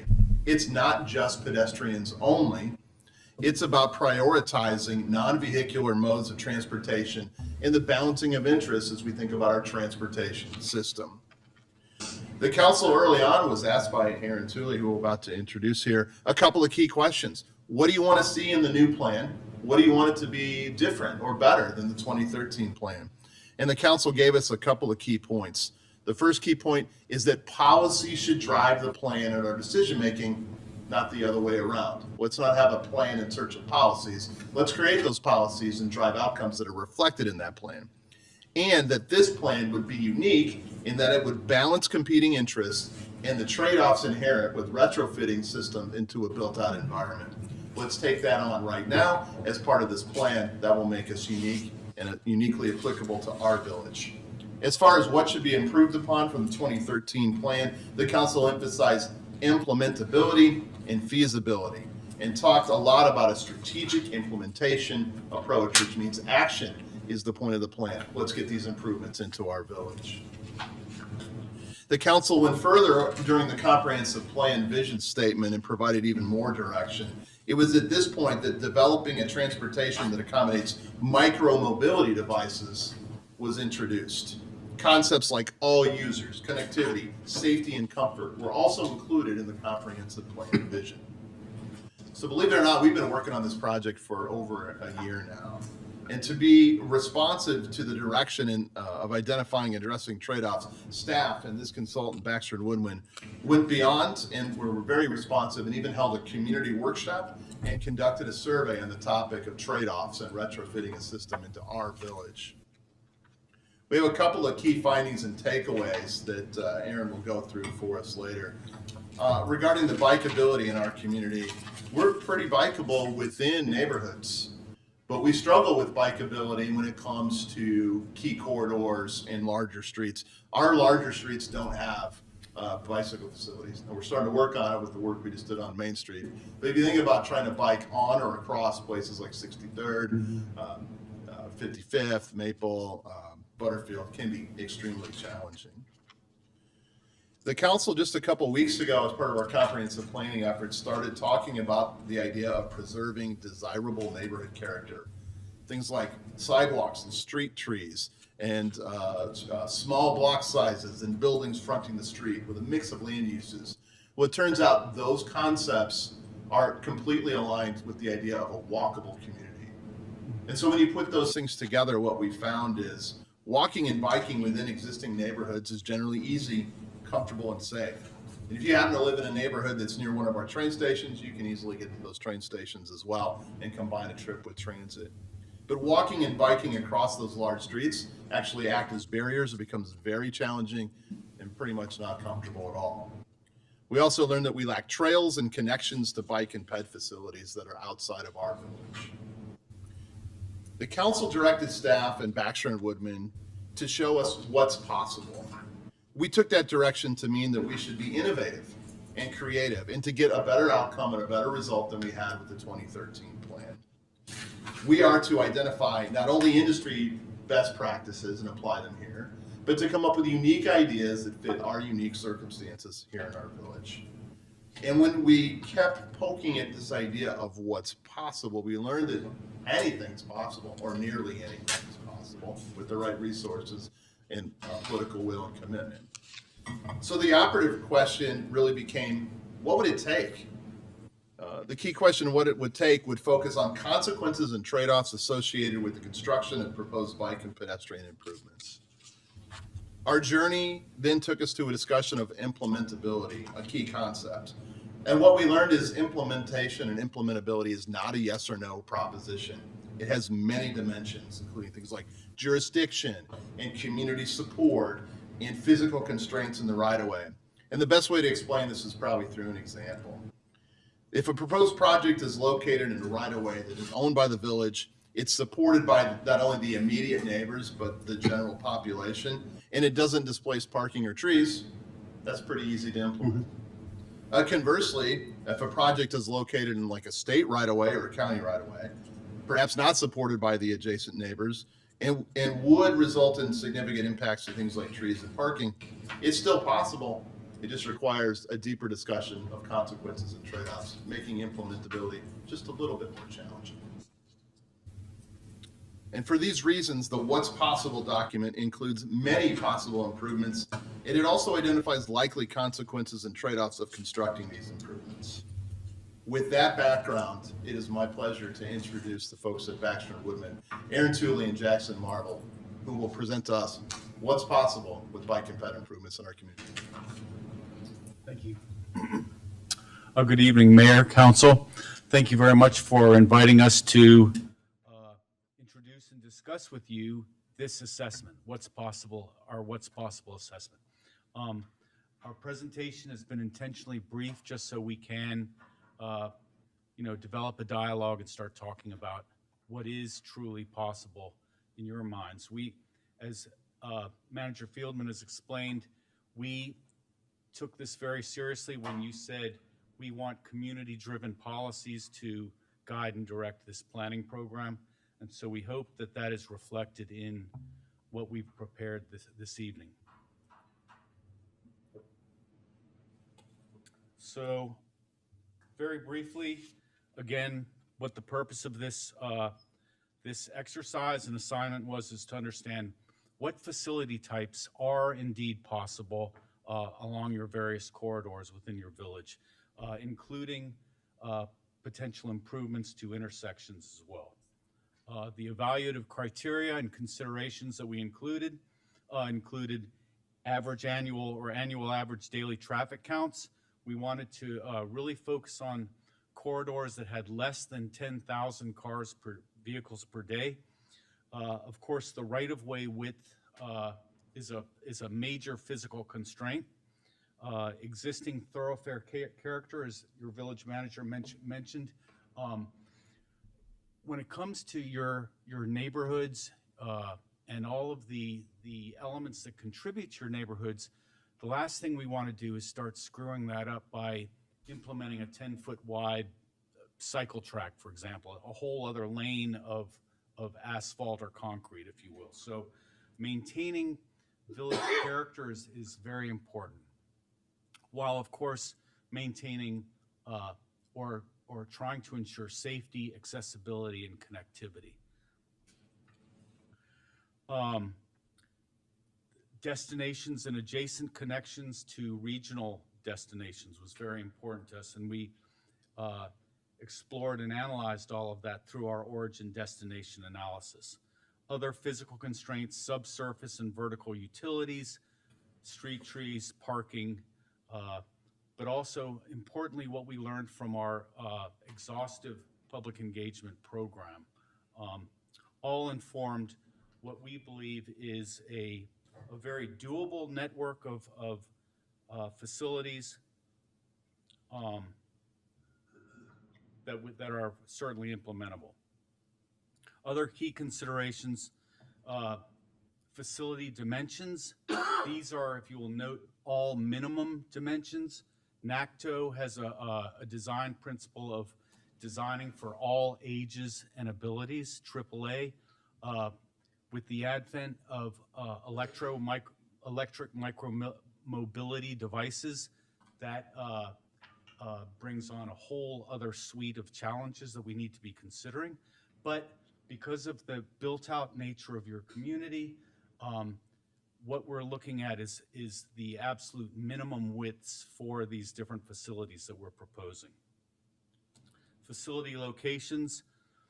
Again, when we're working with corridors where speed limits are above 30 miles per hour, we were recommending either a protected facility, a protected on-street facility, or an off-street facility. Shared use paths are preferred in locations without existing sidewalks, so we can, address both issues of pedestrian mobility and micromobility mobility as well. We were also very concerned about walk shed or the amount of time it takes to get to a pedestrian facility. So looking at a 1/4 mile distance from all principal neighborhoods where people live to be able to access these corridors. So those were the key criteria that we were utilizing in looking at what's possible. And with that, I'm going to turn it over to my colleague Jackson Marvel, who knows your community inside and out better than I do. So I'm going to turn it over to him.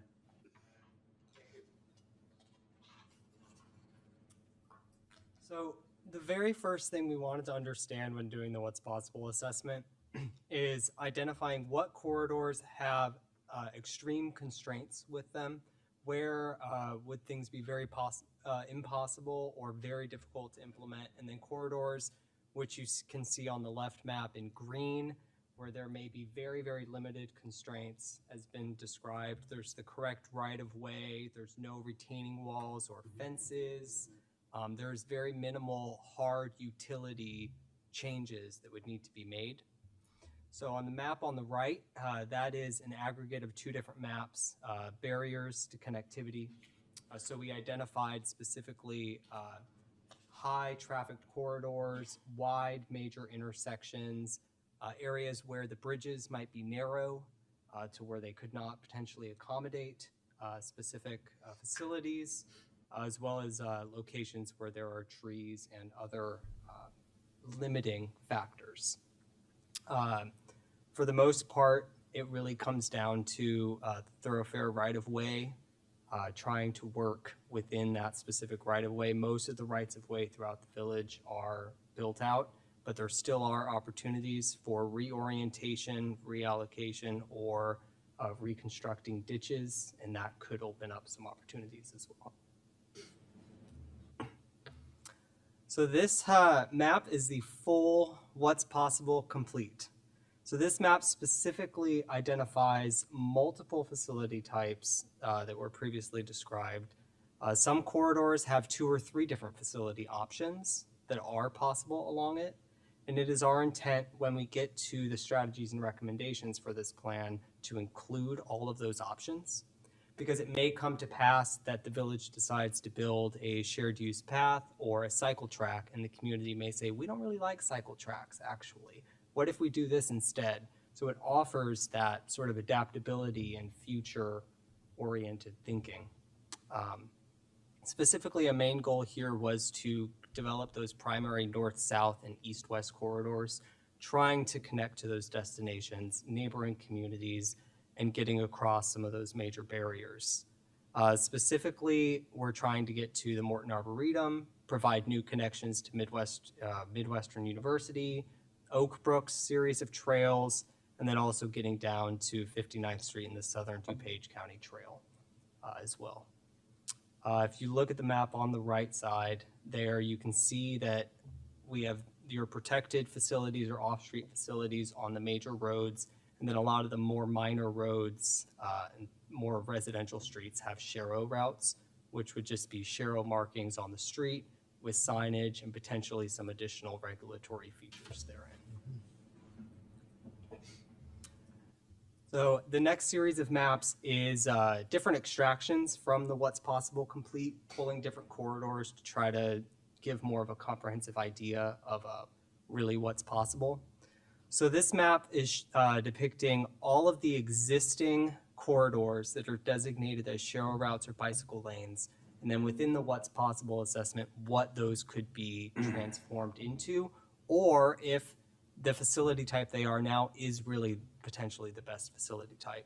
Specifically, Prentice Drive already has bicycle lanes, on-street parking, and there's a limited right-of-way there. Oren Avenue, there are many options there because there is the right-of-way, so that could become some sort of protected facility. Some more minor residential streets, Saratoga south of 35th, and then Fairview as well, would remain a Shero route just because of all of those restrictions and limitations that we've noted. And then specifically also there's options to improve some of the existing trails and grid connector paths, which currently are an integral piece of the system. I think behind Doerhofer Park, there's a section of trail that connects to bicycle routes. So also having recommendations there and taking those into consideration.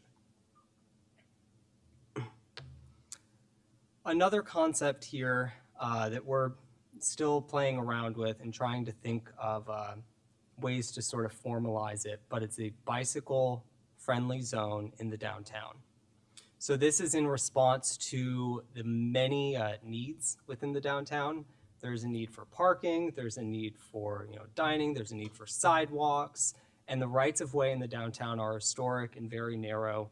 So is there a way to take the aspects that are inherent to your downtown already, slower traffic, an aggregation of destinations, more walkability, and utilize that to create some sort of a space where there wouldn't maybe necessarily be protected facilities everywhere, but there would be Shero routes.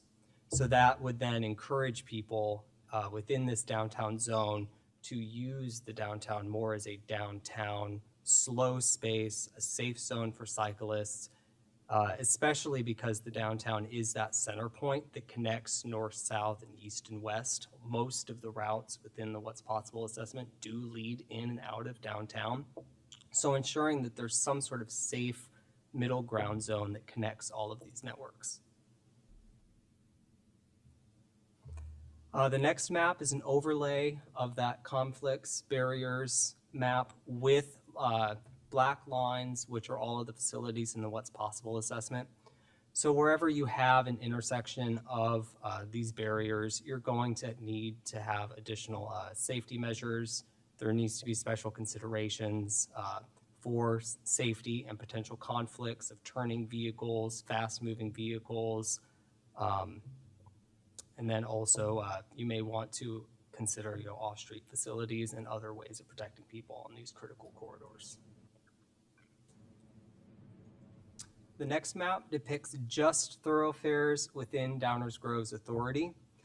As you can see, there are multiple corridors that Downers Grove owns, east, west, north, south, that can really start to build out a system just under Downers Grove's authority. Specifically, you have your north-south Dunham and Saratoga, north-south Fairview, then you have a north track route, Warren, Rogers, Burlington, and then a south track route, Hitchcock, Curtis, Gilbert, 2nd. Next is non-Downers Grove Authority thoroughfares.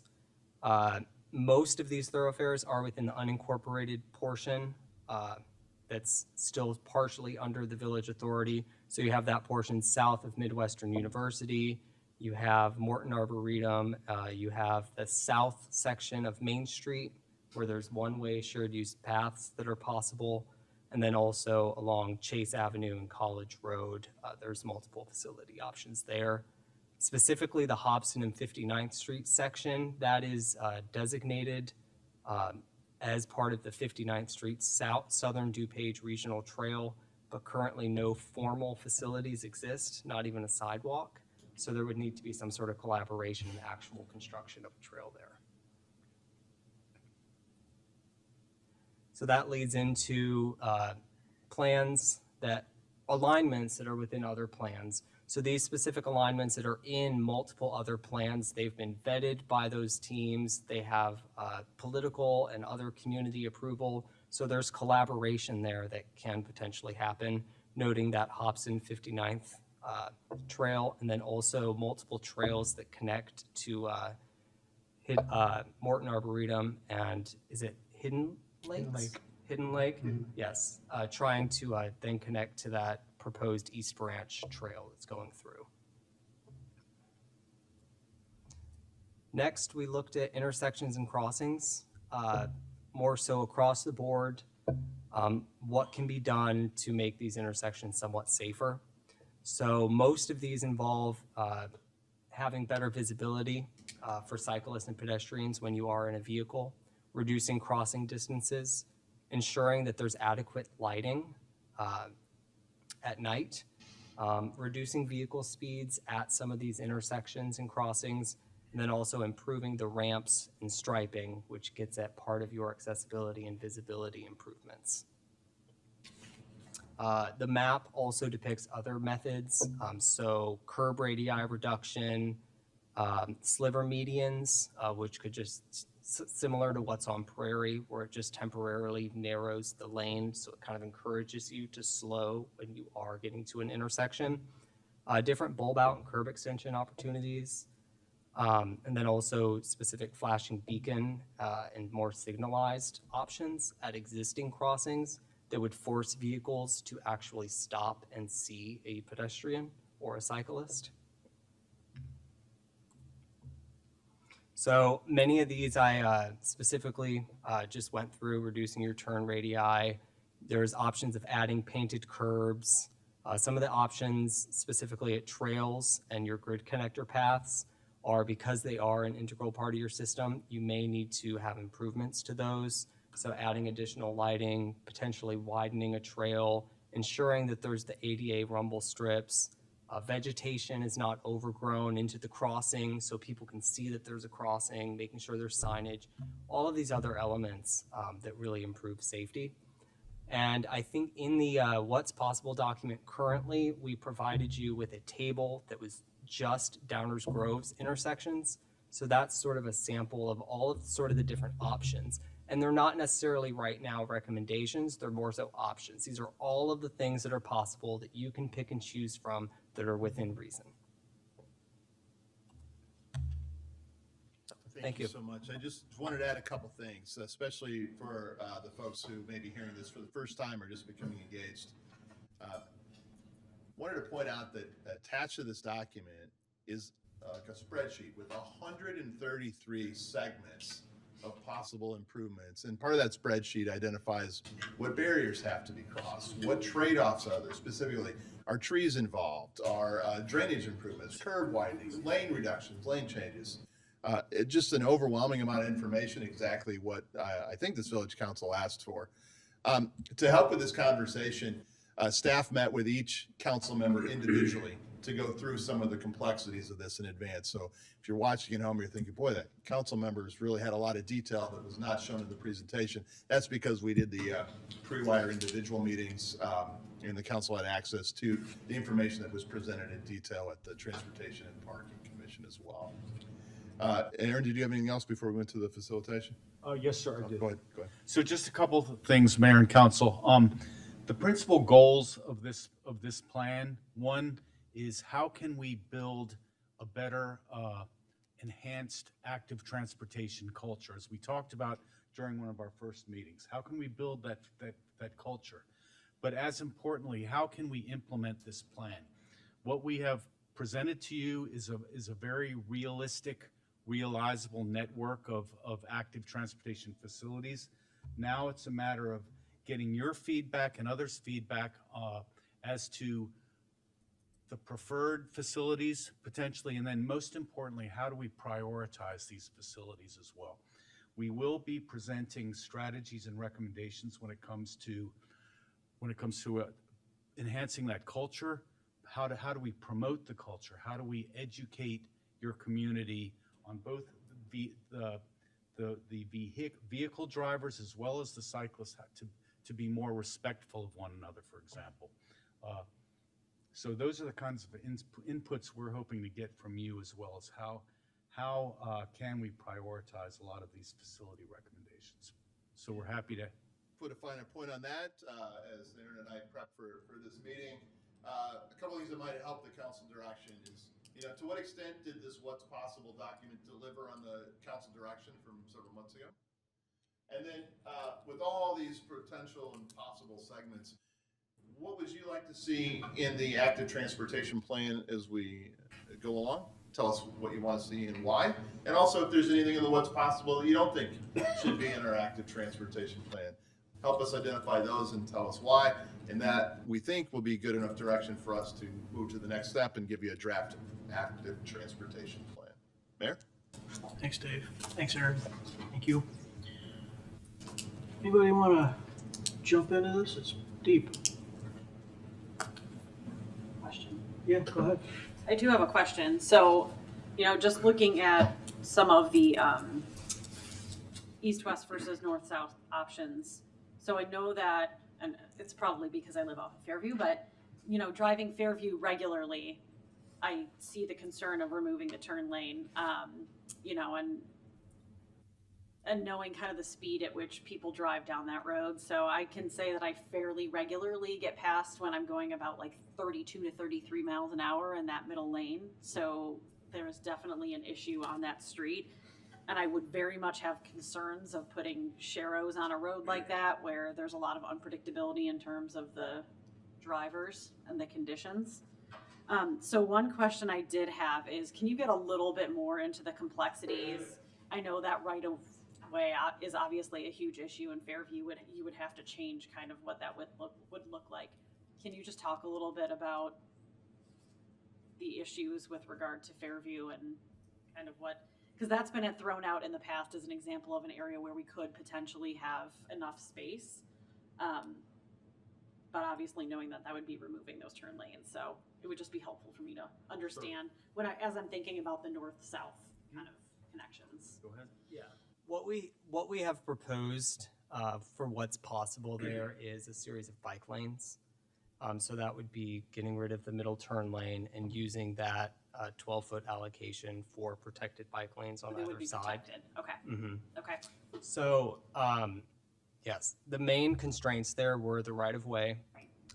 There's mature street trees, which we did not want to impact. But at the same time, we recognize that it's a straight north-south route. The village owns it.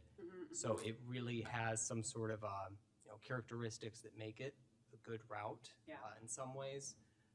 Specifically, when it comes to the intersections, we've proposed the idea of having a slip lane to where the bike lane, then there's a curb cut, and you then go up off grade, go parallel, and then there's a parallel crossing at those intersections to the crosswalk, and then you would go back on grade.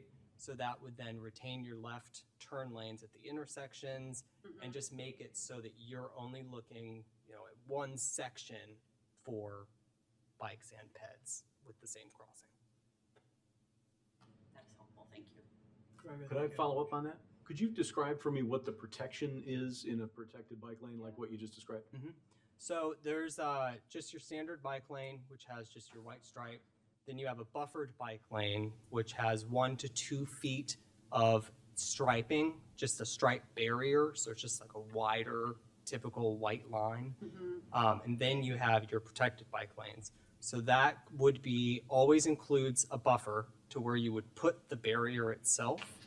So that could be a built-up concrete curb, which is typical to your standard curb. It could be bollards. So what you see typically on like state systems where there's those tall posts. There's other ways, like artistic ways, where they've done specific metal loopings. There's specific plantings that you could do, either planter boxes. And then there's also armadillos, which are rubber mounds that are placed every so often temporarily and bolted into the street, which would create a very uncomfortable experience if you tried to drive over them. So there's many ways, like natural, built up, things that you place in the street that can provide that protection. It just really depends on what the community wants, what works with the existing landscape. Two questions. How does that impact emergency response? And how does that impact snow plowing? And I don't necessarily need answers on that now, but depending on what that protection looks like, I could see all kinds of different problems. And we plan on addressing in the strategies and recommendations debris accumulation, snow and ice accumulation, and sort of the best practices on how to maintain that and keep those clear for people. That's the intent. Yeah, that's something I want to see down the road.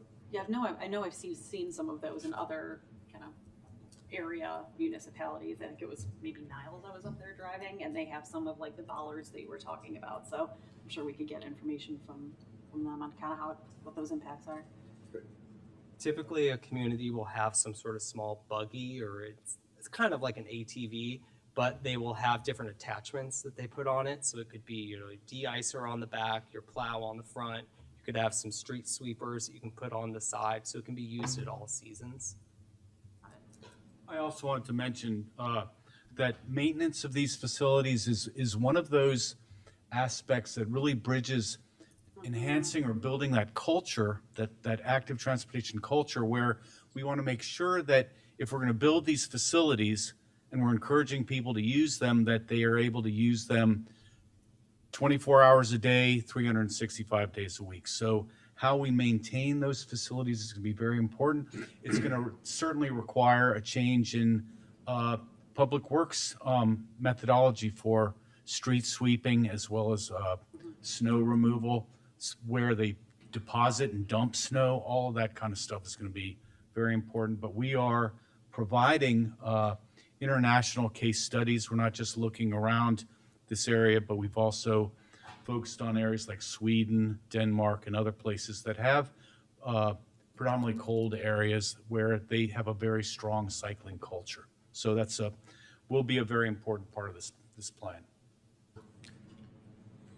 Let's at least tackle column 1 here and see if this does everybody feel like we've met the deliverable. I mean, there's a million conversations from what it means to be an armadillo and how you might clean it, but does this document itself feel like we at least got what we were looking for, Mike? Hell yes. Honestly, I'm really impressed. Honestly, I really appreciate the depth that we've gone. The laundry list of opportunities, the flexibility you're trying to build into this. It's going to be so helpful. You clearly listened to our residents. You clearly listened to us and worked with our staff to come up with a wonderful deliverable here. So that's my comment on that. I would agree. Yep. Yeah, I think I'm going to go just a little deeper, but I think the deliverable is fantastic. It has absolutely given us what we were looking for. I'm concerned about kind of where we go from here. Sure. I think it raises a lot of fundamental policy questions that we need to talk about, but it gives us, I think, the tools necessary in order to have good conversations and answer those questions. Yeah, I'll chime in here. I completely agree. I think you guys went above and beyond what I was expecting.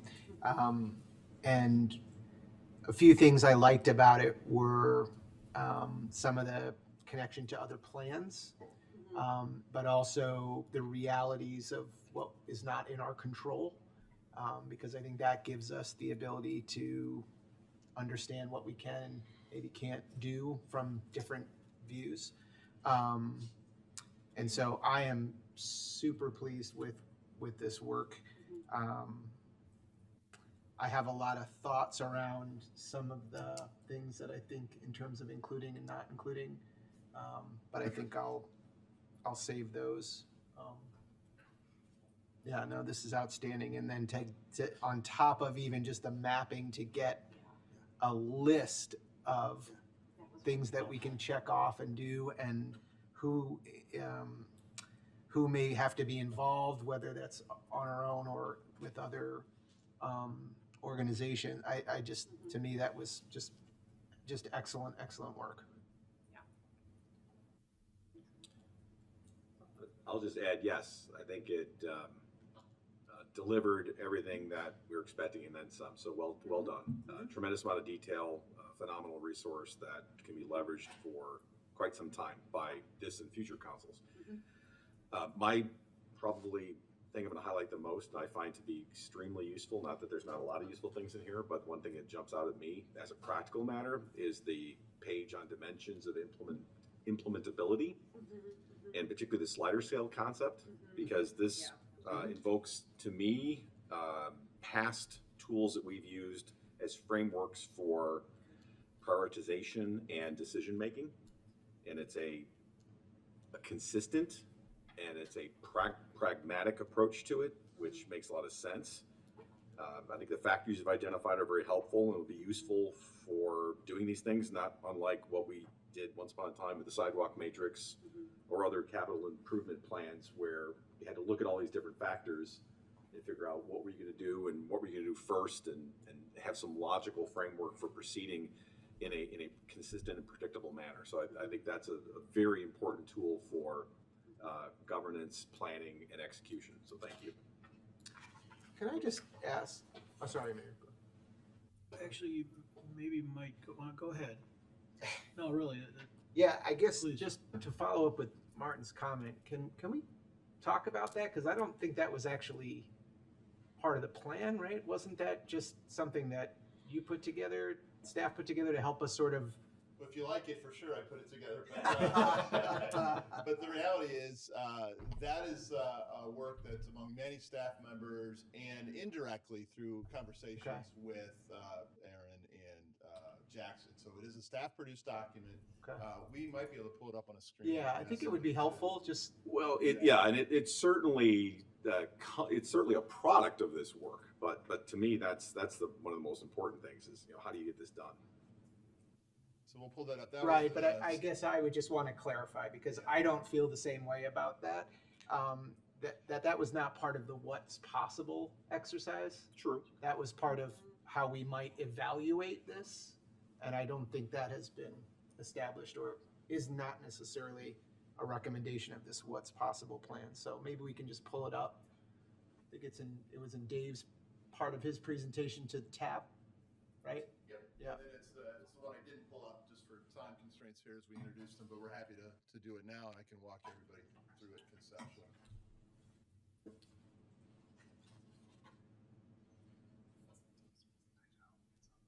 think that one's mine.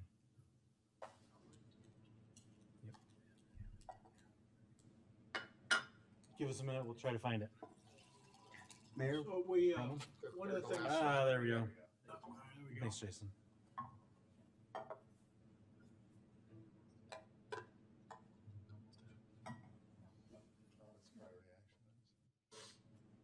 It should be right here on the screen right now. We're still showing the previous presentation. On the website.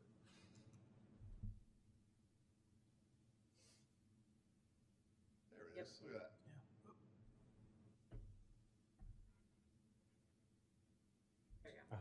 Okay, so this is a graphic that staff was using to help frame a discussion of what we thought one of the key questions of the what's possible document might be. So again, staff production with input indirectly from Baxter and Woodman.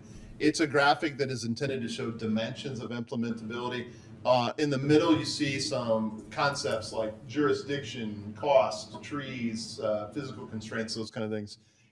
It's intended to read that if you're on one side of the spectrum, it's easier to implement. On the other side, it gets harder to implement. So for example, let's just pick jurisdiction. This is the concept that if we had something proposed that's solely in the village owned and controlled rights of way, that might be easier to implement than something that is, say, like in a tollway authority right away. And so that's how you would use this concept. Speaking to Commissioner Tully's point, we didn't intend it to be a framework or a tool to evaluate necessarily. We were trying to introduce the concept that the question of is a plan or a project implementable was beyond yes or no, and really, frankly, up to the decision making of this body. That is ultimately what is implementable. There's hardly anything that physically can't be constructed. That was it. And I appreciate that clarification. And I think when I saw this for the first time, I think what was not included, we talked a little bit about this, was simply the benefit layer on this. So all this is taking into consideration of how tactically easy it is to put in and sort of the will of either the council or the community, but it's, I think these don't stand in they're not in isolation. There's benefits that could be layered onto this decision-making that that isn't what was in the what's possible, right? I don't think we technically asked for that, and that's something that because there is a cost benefit to all of this stuff, and I'm certainly not suggesting that this isn't a way to look at it, because I understand the intent of it, but I don't think it's a complete way to look at it. There is a benefit factor to these things that I just feel is missing in this diagram. So I just wanted to make sure I pointed that out.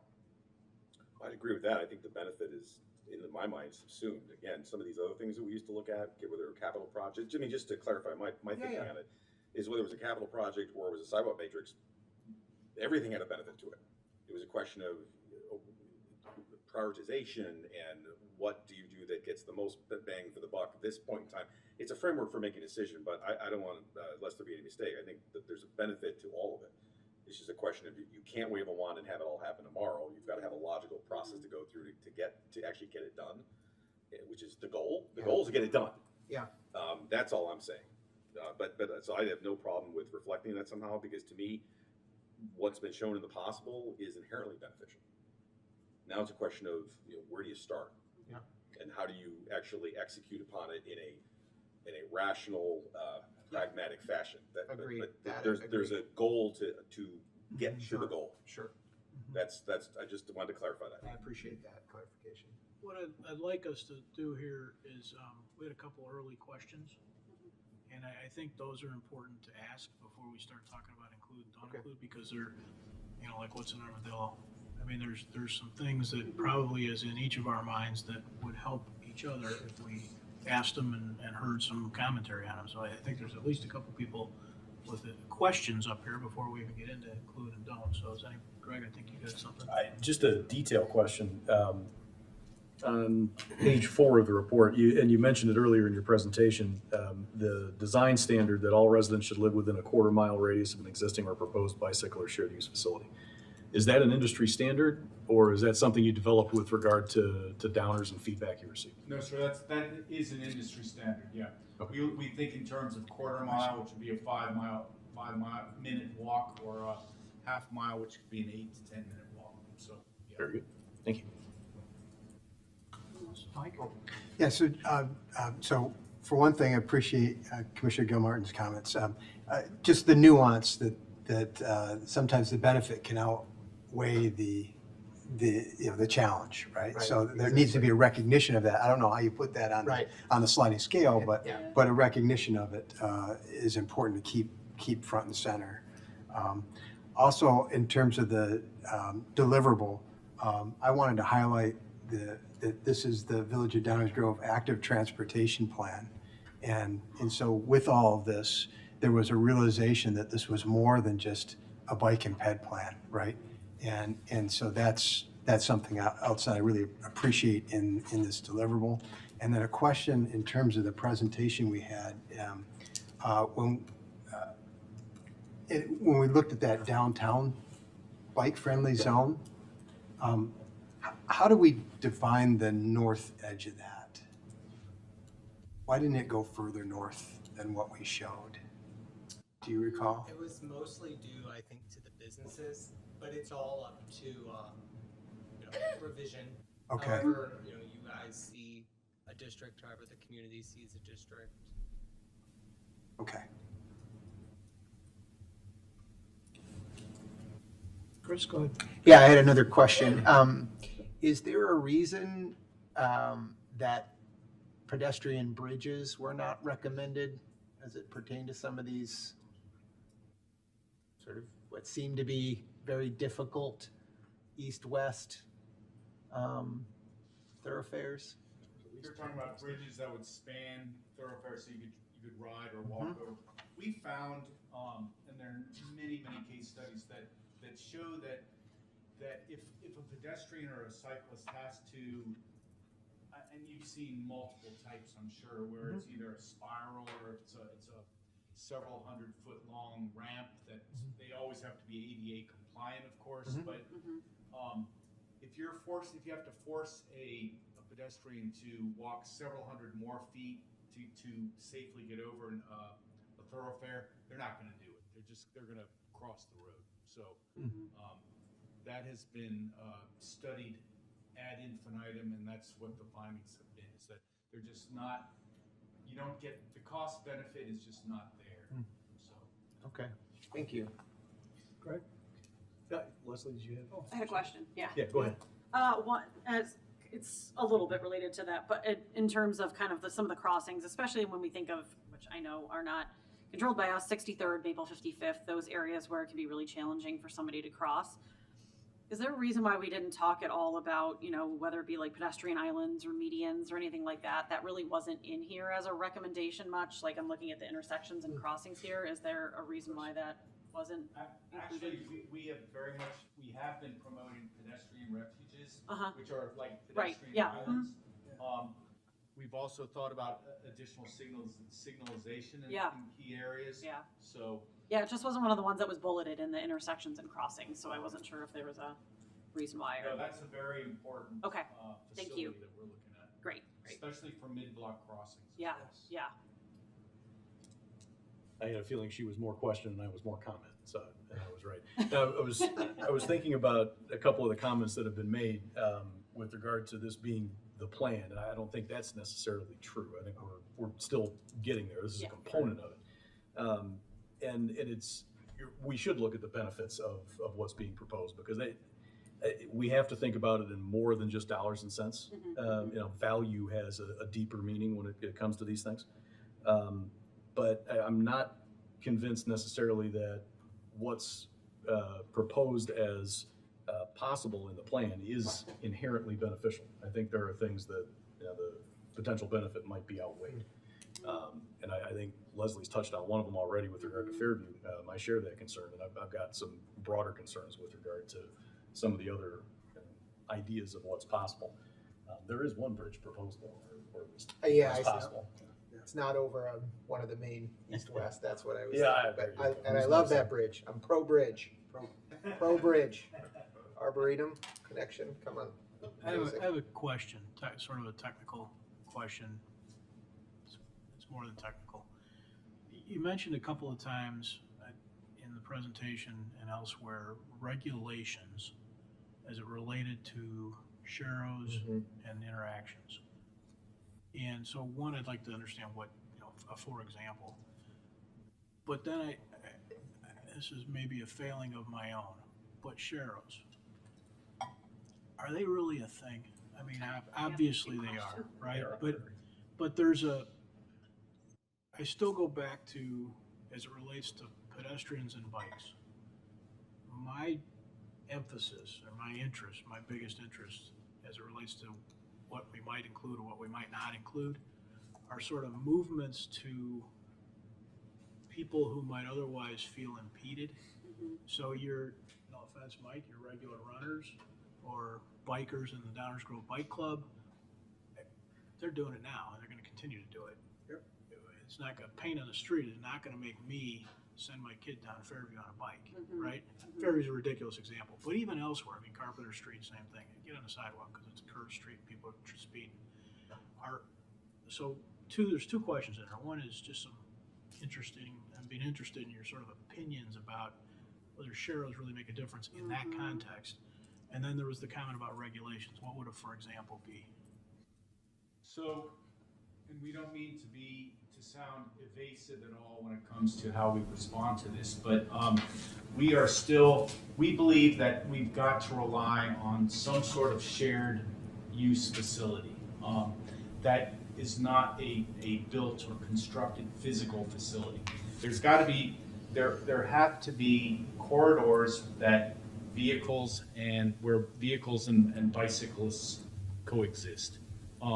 We haven't developed these yet, but we are hoping that we can add an additional regulatory, for lack of a better term, layer on top of what constitutes a sharrow route and how can that be better regulated. Maybe it's, for example, it has to do with speed limits or speeding on a sharrow route. Maybe fines are doubled, for example, or something like that. Maybe a sharrow route requires or warrants additional street lighting. And that can be what we would want to do, and we were just talking about this, would be to identify a certain level of luminosity for an enhanced level of luminosity for Sharrow corridors. Maybe those Sharrow streets deserve or get more maintenance when it comes to snow plowing. Something that will enable cyclists to rely upon those corridors throughout the year, but also puts vehicular drivers on notice that this is certainly a shared use facility, or the corridor is. And that kind of goes along with this kind of downtown zone, bicycle friendly zone.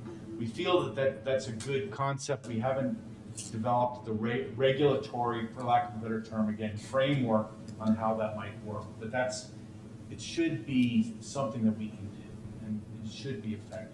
That helps a lot, really does. Yeah, thank you. Go ahead. I forgot, I had one more question that was a little bit further down. I have a general question as it pertains to the vegetation conversation that kind of comes up, particularly in the possible major corridor connections, especially around Woodward. I feel like it comes up a few times and then a little bit later. So for example, it talks about like the Chase Avenue alignment will require open ditch drainage removal and vegetation removal. So when you're talking about those, are you talking about just kind of overgrown vegetation? Are you talking about, the intentional bioswales that we put in? What are you referring to when you're talking about that vegetation? In the assessment, when we say vegetation, for the most part, we mean brush. Okay, Small great. bushes. That's helpful. Thank you. Things that aren't pruned or maintained. Sure. Typically. Okay. And then when we say street trees, we mean. Okay. So we're not really considering that particular vegetation to probably be something that is helping with prevent flooding or, like our bioswales. It's likely just brush. Okay. That's helpful. Thank you. Any other just question? Go ahead. Yeah, in terms of the Sharrow routes, so I think that particularly pertains to bikes, obviously. But I guess I wonder, are there applications or elements where you would try to, like the idea that we have a long Sharrow route that spans from south to north. It's good for bikes, the regulatory stuff I totally get and agree with. But in parallel, could that also be areas where it would also be enhanced for pedestrians? So then that sort of Sharrow and pedestrian route is sort of known as, and regulatory, but known as sort of the pedestrian route. So if there were sidewalks missing or there were opportunities to do a sidewalk that wasn't bike compatible but was better, like maybe those are also opportunities, right? I don't know if it was looked at that way. That's a really good idea. Yeah. Okay. Sorry, would you say? Like prioritize those intersections. Okay. So we have multiple sidewalk segments proposed. Yeah. Or that are possible. Yeah. Most of those are just short, small segments. Yep. That connect. Just filling in where things were. Yeah. Specifically, Maple Avenue, but wherever we have a proposed Sharrow or a possible Sharrow or bicycle facility, we've looked at the sidewalk. Okay. As well.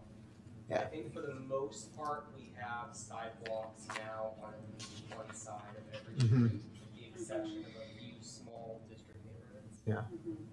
But excuse me, I think the concept as we're talking here of it's Sharrows, it's a sidewalk, it has other lighting, it has a regulatory, starts to feel like we are providing more safety, more delineation, even where we can't have separation. And that to me is exciting.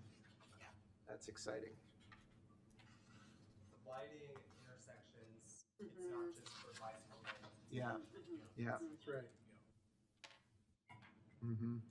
Is there any industry opinions on the value or lack thereof of crosswalk treatments in terms of paint?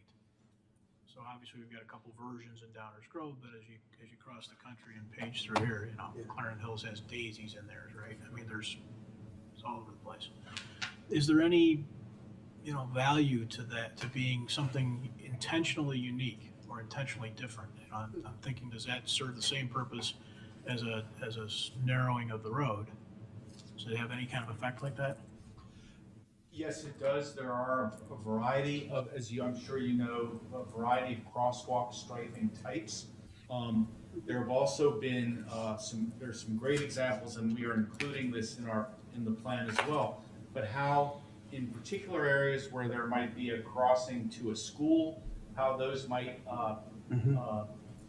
be enhanced through an artistic kind of dimension as well, to where you're not really just focusing on the crosswalk itself, but you're embellishing the entire thoroughfare. So that's certainly an idea. But why don't you talk more about crosswalks? A lot of what we're trying to do is, I've noticed in the analysis that the same intersection will have multiple crosswalk types, or the same type of intersection will have different crosswalk types. So it really comes down to a clarity of that. So where there is a bike lane or, you know, enhanced pedestrian corridors, that those specific crosswalks are clear and understood and standard. So if you have a trail that's crossing a thoroughfare, this crosswalk type, that's a trail crosswalk type. That's always used whenever a road is repaved or resurfaced. That same crosswalk type gets put in, ensuring that the crosswalk line striping is bright enough that it can be seen at night, and then also thick enough so that when you're What are you getting at? Distance, Bob's starting to be offended. Wow. I take it personally. It's also important that when we think about crosswalks, that we are combining with elements like signage and that, because again, drivers, like you were just mentioning, drivers may have a difficult time seeing crosswalks, so you can't rely on crosswalks striping alone. Yeah. Anyone got any other sort of questions along these lines, or do we want to start chiming in on including and not including stuff? I'm just looking at my notes here. Questions. All right. Well, let's start adding to the columns over there about including and not including. So obviously, as was mentioned a couple of times, where this isn't a plan. This is intentionally not that. So as they work towards trying to help us develop a plan, what kinds of things do we want to include and not include from what's been presented as what's possible? Do we want to start? Chris, go ahead. Yeah. So I think this entire document should be included in the plan. I'm not suggesting that it becomes the plan, but I think the work that has gone into this is so detailed and so encompassing that at the very least it should serve as an appendix to demonstrate the thought that went into whatever the plan may be. I think I'm open to the discussion on how we might incorporate elements of this in, because I think there's multiple ways to view this, not least of which is implementability and will and trade-offs and all of those things. But from my perspective, I think it would be a good idea to include this as an appendix so that future councils can understand where the plan came from in some ways and what we were looking at, and that the work is there. So in terms of specifics, I can talk more general or more specific about those that I think are important, but I kind of want to get a sense of how others feel about where their priorities might lie before I get too far into that. But TAP seemed to think there was a ton of value in this, and that was important to me. And I just think when you have a intersection by intersection recommendation, to sort of leave that out feels like, I don't know, it just feels like it would be better if it was in. Maybe it's better as it.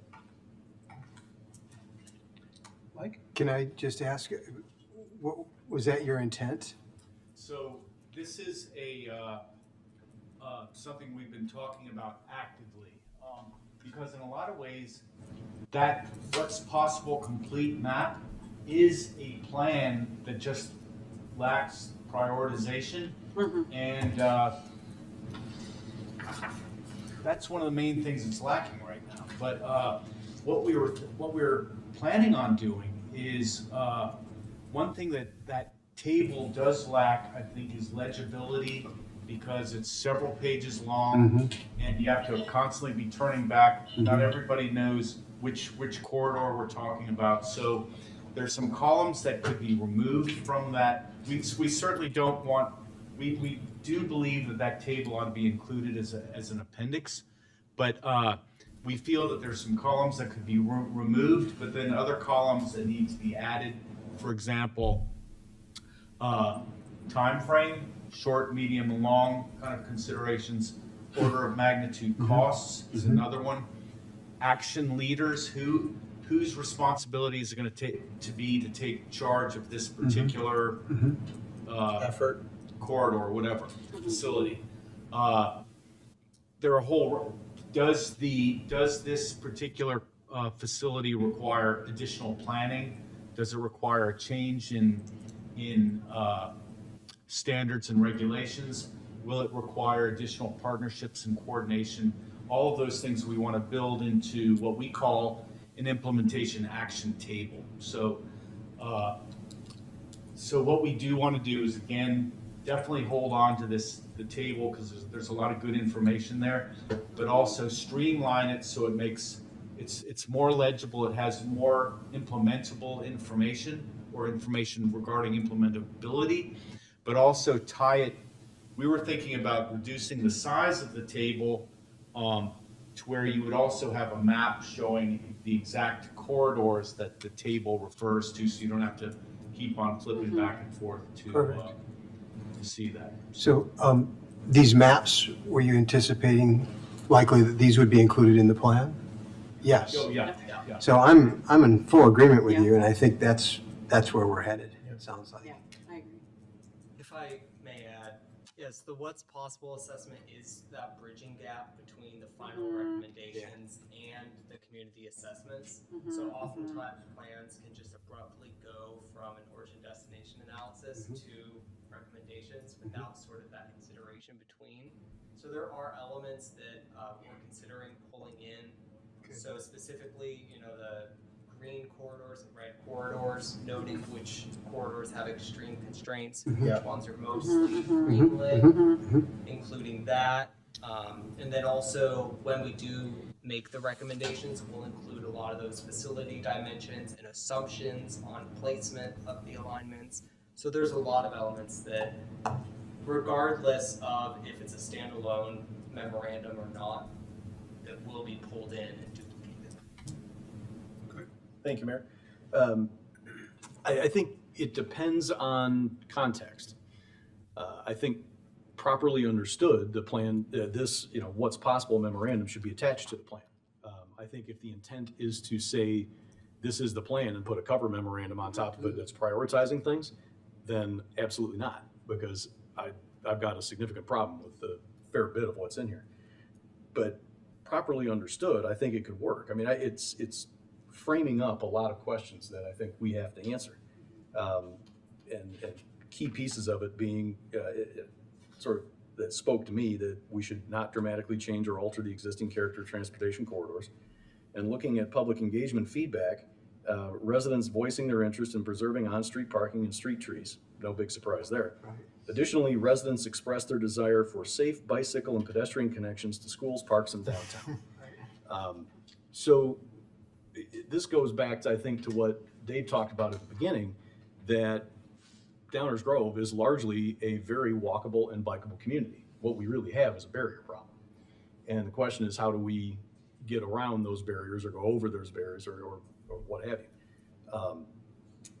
So I think that very sentence at the end of the public engagement kind of tells us, in my mind, what the prioritization ought to be.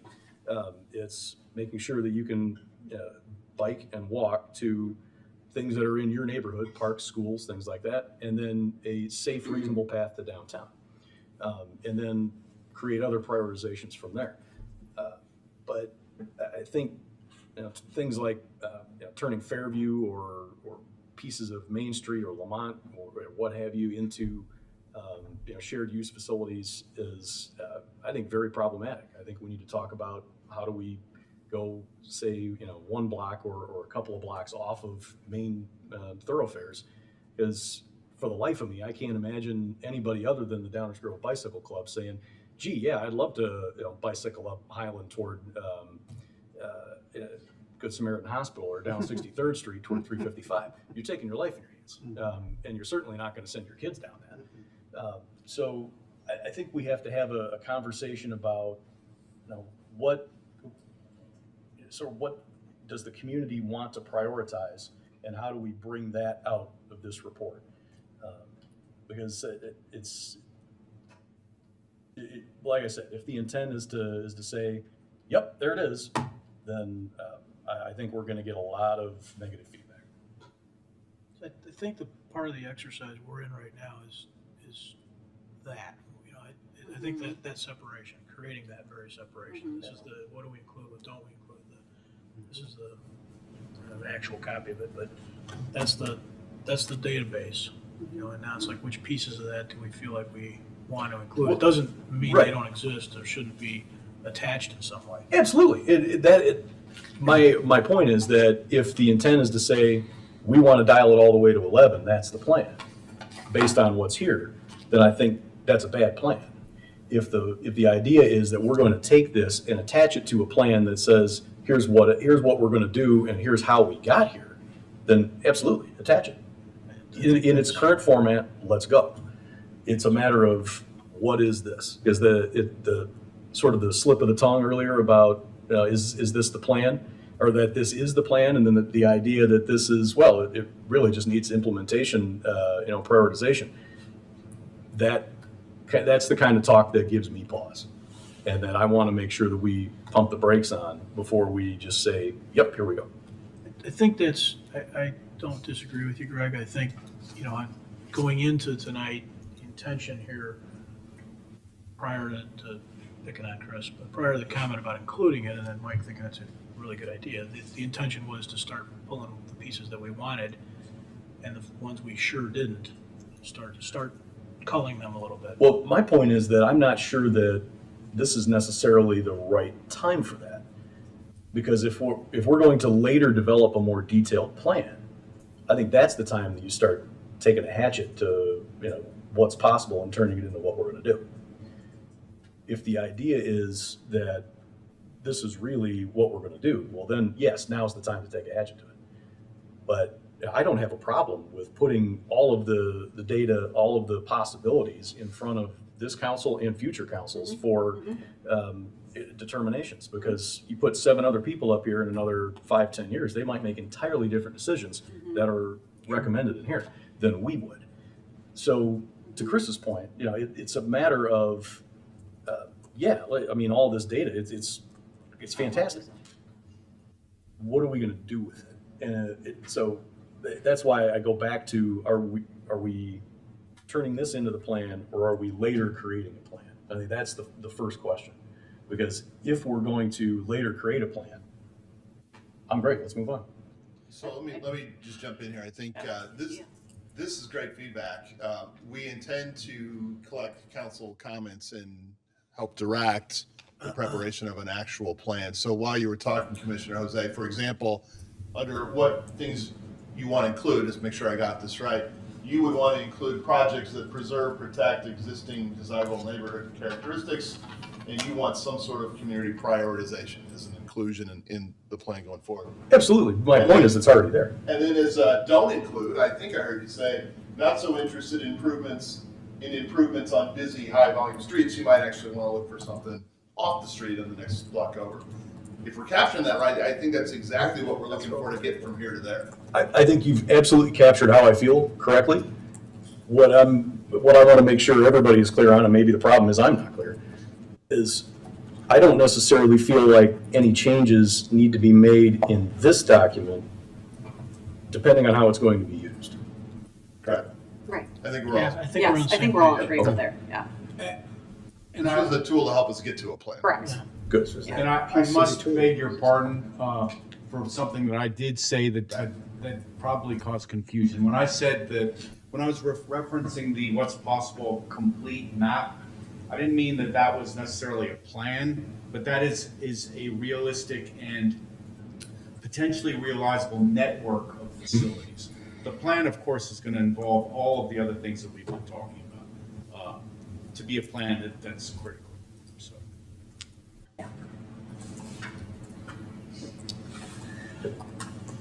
Why are you looking at me?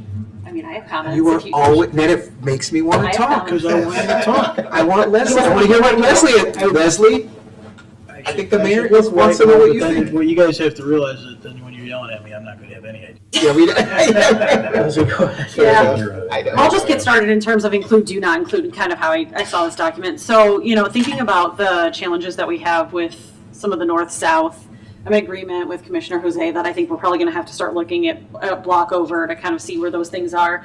So to me, the biggest value is really looking at some of those east-west corridors because some of the primary ones we see there are not main roads. So I'm particularly thinking about that 59th Street as well as the Warren Rogers pathways. If we can, and those were both suggested that it could be potentially a shared use path. And for me, that I would be very interested in prioritizing those early, especially in those areas where we can get it one off the street. So this way it helps drivers not have to feel like they have to be in fear with somebody on there. And two, it can at least help get people east-west so that then we can figure out what those paths potentially north and south are, because I think those are going to be our biggest barriers. So I am supportive of, especially in those two areas, looking into the shared use paths, because that will help people kind of navigate and get to where they're going. I also want to point out that you already have it up there, so I'm not interested in kind of the sharrows at all on any of the main streets. I would be okay with keeping them on some of the very low volume residential streets. I think that is a reasonable place to have sharrows. That is also where we would probably have those additional regulations that you were talking about anyway, lower speed volumes, things like that. And in terms of kind of balancing that parking, I am comfortable, especially when we can just switch parking to maybe one side of the street. I'll be honest, even as a driver, I hate driving down our north-south streets, north of 55th Street, and having parking on both sides. It's stressful in the morning. I feel like I turn down Benton to go to, from 55th to go to the train station, and there's always people parked on both sides right at the intersection. And especially knowing some of the ups and downs of some of the streets, the blind hills, I kind of wish we never did both sides of the street parking anyway, because I think it's just dangerous for drivers too. So I am comfortable, as especially a lot of these talk about just preserving potentially one side of the street parking in order to make some of those things happen. I am fine with having parking just one side of the street. It makes them a little bit more predictable for people again. But that's kind of some of my early thoughts of if we can kind of prioritize some of these non-main thoroughfares, east-west, potentially have these shared use paths, then I think that can make it a little bit easier for us to move forward on the north-south challenges that we have with some of those intersections.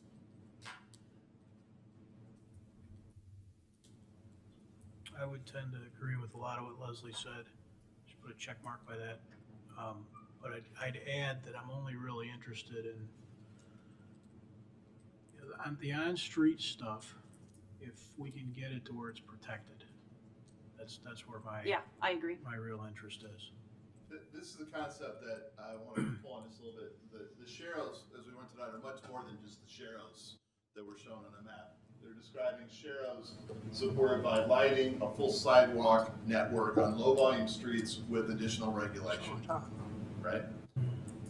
Are there general head nods for if we have sharrows, that's the system of sharrows? Yes, that's what I would consider. That's the only way I would consider sharrows, yeah.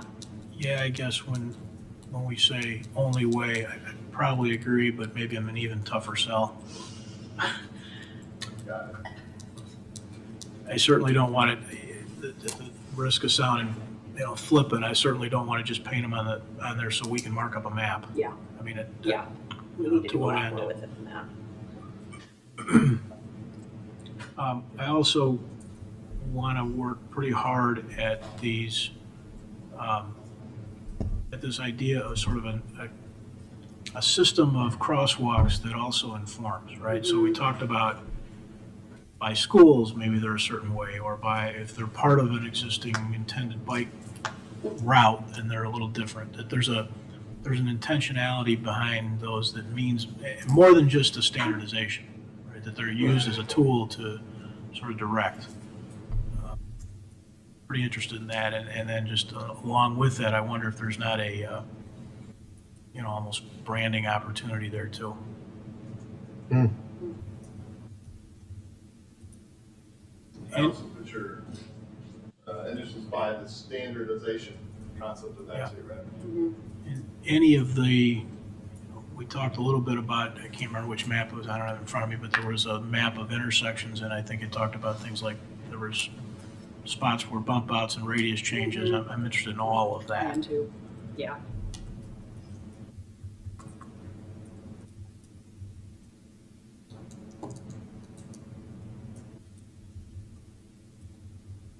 There was a whole section of policy recommendations that Aaron and Jackson went through about safety at intersections like that. Yes. And head nods and all that, right? I That was want to it. just add to the standardization and sort of the, similar to, I think what we talked about with the Sharrows and the added elements to that these intersections tell somebody something about where they are, what they're near. I think that's super smart, super smart. The standardization, the branding, Yeah. you can put my name down on that too. I mean, because I think that just ties in with an overall possibility for an overall aesthetic for the town, right? So we start talking about gateway signs and just how we do everything. If that's coordinated, it helps to really bring forward a look. Like you'll know you're in Downers Grove. Yep. You'll know you're in Downers Grove because you see that consistency in what we're doing. So I'm all about that. Aaron, Absolutely. you used the word culture at one point. That kind of jumped off the page at me. It's hard to define exactly how you build that, but all these kinds of things, I think, certainly work towards that end.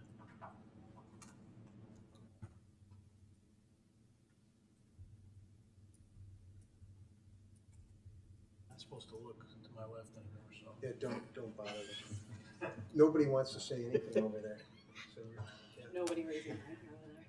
Chris? Thank you, Mayor. Okay. Just messing around. No, I legit. So I think one of the maps that I really liked was sort of the what's possible that aligned with other plans. And I'm trying to think of, I guess I would just say that feels to me like it reduces maybe some of the resistance, or maybe it increases the implementability, which is a word I keep struggling over tonight. So those feel like areas of maybe that could be prioritized. But I will say I am struggling a little bit with how we might prioritize it, because I know there are lots of factors, as you mentioned. We have this on trees, and in the same line it says they want safer biking, and so there is going to be the conflict there.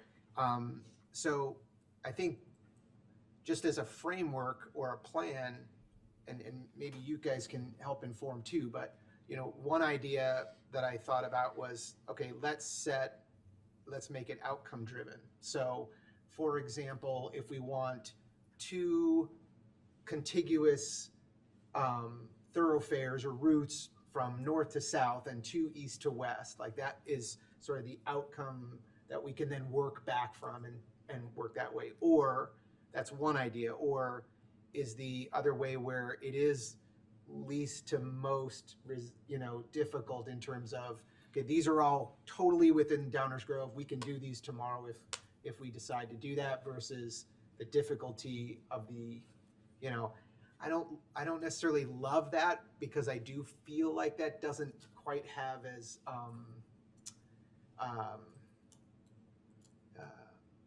thought through, or it doesn't. It might be more it will be more fragmented. That's the concern there. So that's one thing about how we go about prioritizing this, because I think we all agreed that the last plan didn't have the teeth it needed to really be implemented in that way. And so I think if I don't know, I really don't know what the best approach to do that. You know, we do traffic studies, we sort of pick different areas and do traffic studies. Well, is that the way maybe we look at all of what's possible and we look at each area and say, okay, we're going to dedicate a certain amount of changes to these areas on a rolling every 2 years or whatever it may be. We have the list. It's really how we sort it. Can I add another? Yeah. You know, another layer here would be, where are we looking to do work in the immediate future anyhow? So for instance, we put off some of the things we're going to be doing on Fairview in terms of lighting, I think, is because we knew that some of this was coming, right? So if we knew where our other priorities were, where we have to do street reconstruction or what, those sorts of things would also help to drive this in terms of priorities. If I could, open another line, but connecting a couple things that Commissioner Gilmartin has said. Erie, you said that the one dimension of implementability, that graphic lacked the concept of value. One of the things we talked to the consultants about was, is there a way to indicate a high value improvement in terms of usability? Like, okay, of all the things that are possible, their opinion, if we construct this particular improvement, boy, that's probably going to result in all sorts of usage, and that would be a high value and worth the trade-offs. Right. So I don't know how that fits into the concept, but it certainly seems like it should, right?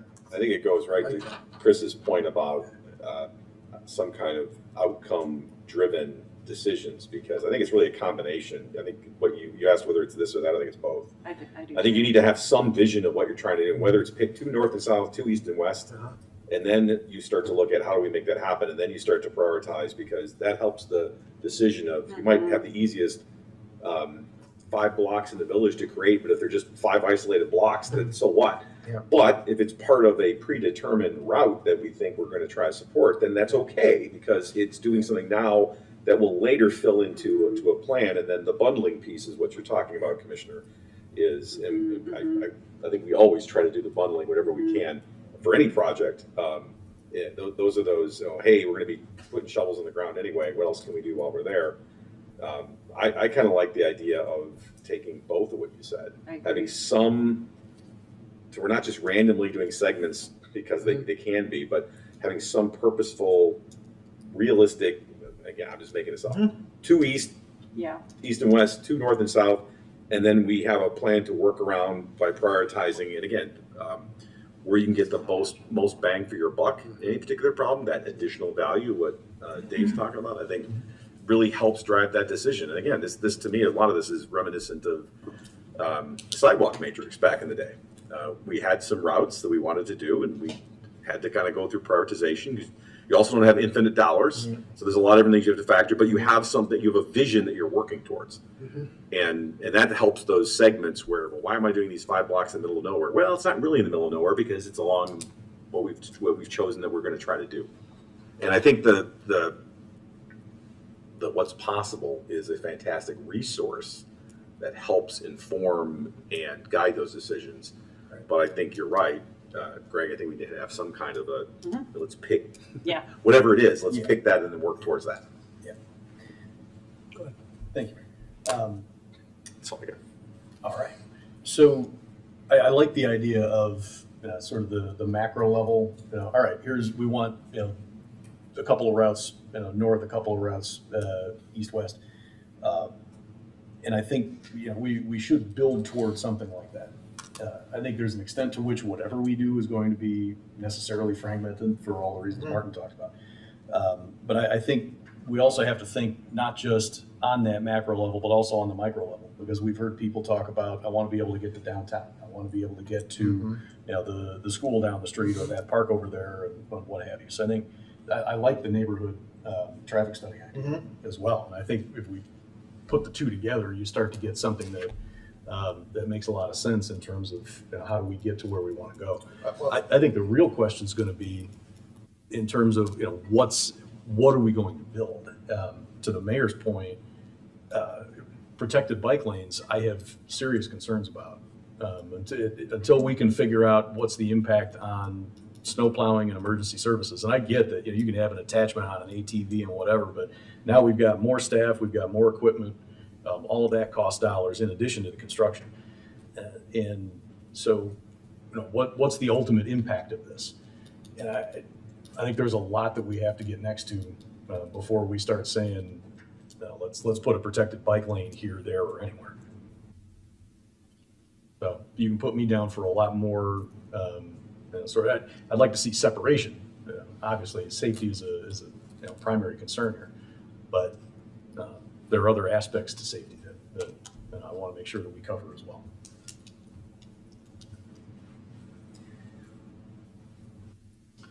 What are the solutions to our barriers? You know, we can talk, I mean, I generally agree with, we ought to shoot for a couple of north-souths and a couple east-west to connect our communities and give us opportunities to connect to other communities. We got neighborhoods, if we can bike and ride and walk within our neighborhoods, that's great, but we want to get one neighborhood to the next, right? Or so from our town to another.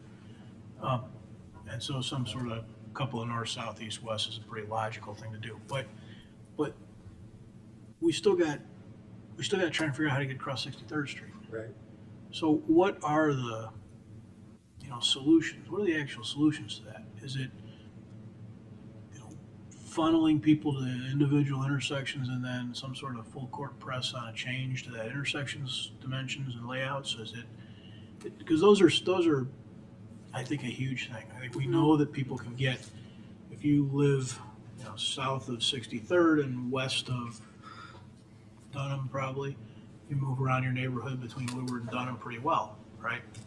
But we're gonna come around, everybody. But how do you get that person to Whitlock, right? That's sort of the thing that I'm trying to understand, and I don't know how that informs our next steps here, but it's a big thing on my mind. Is that all of this stuff is, I think better or worse of any piece of it, but that still remains a pretty big obstacle to the goal of people being able to traverse our community. Get any magic? Get any wands or anything? It's a very important consideration that needs to be built into this. I don't think we have a readily identifiable answer to that right now. That's where we need a little bit of direction, I think. One other consideration, for your consideration, we've always said that we don't want this to be a recreation-focused plan. We want this to be very utilitarian.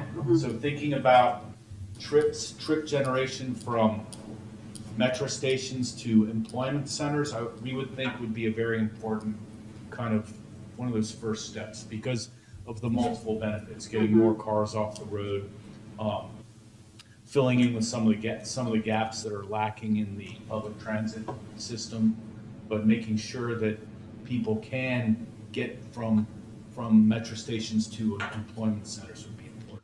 Okay, I'm glad you brought that up because maybe I'm just a Neanderthal, but what is the demand?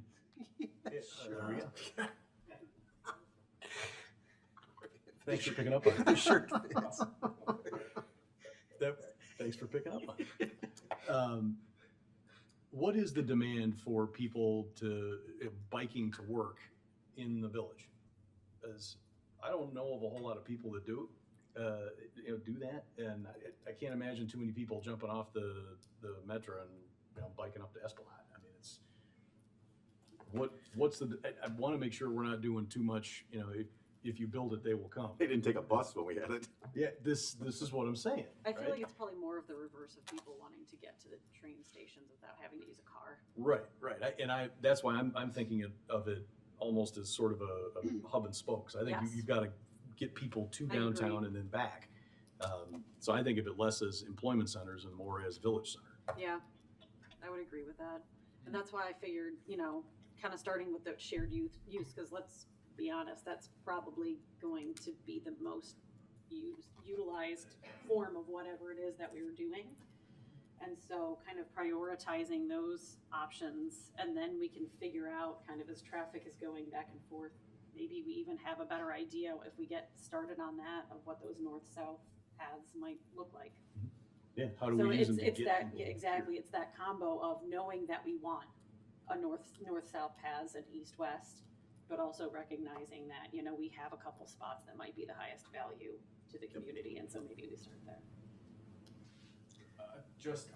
Just to elaborate on that or expand on it, one strategy that we were hoping to include in this plan is the whole, again, this is kind of building that culture, and I think that's one of the things that you're really kind of referring to, but the idea of encouraging bicycle-friendly businesses, whereby businesses would be incented to have shower facilities, for example. So if it's really hot during the day or something, people will still ride their bike because they know they can take a shower before they sit down at their desk or something like that. So there are ways of hopefully incenting those kind of additional reasons to want to bike to work.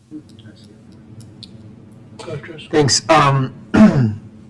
Couple things. So, I think part of this, we talked about benefits, and I think that's an important part. It sounds like we maybe need to clarify more, because I think there are lots of different kinds of benefits. I think when we hear bike and ped, people think about recreation, and it's easier for me to bike to the park with my kid.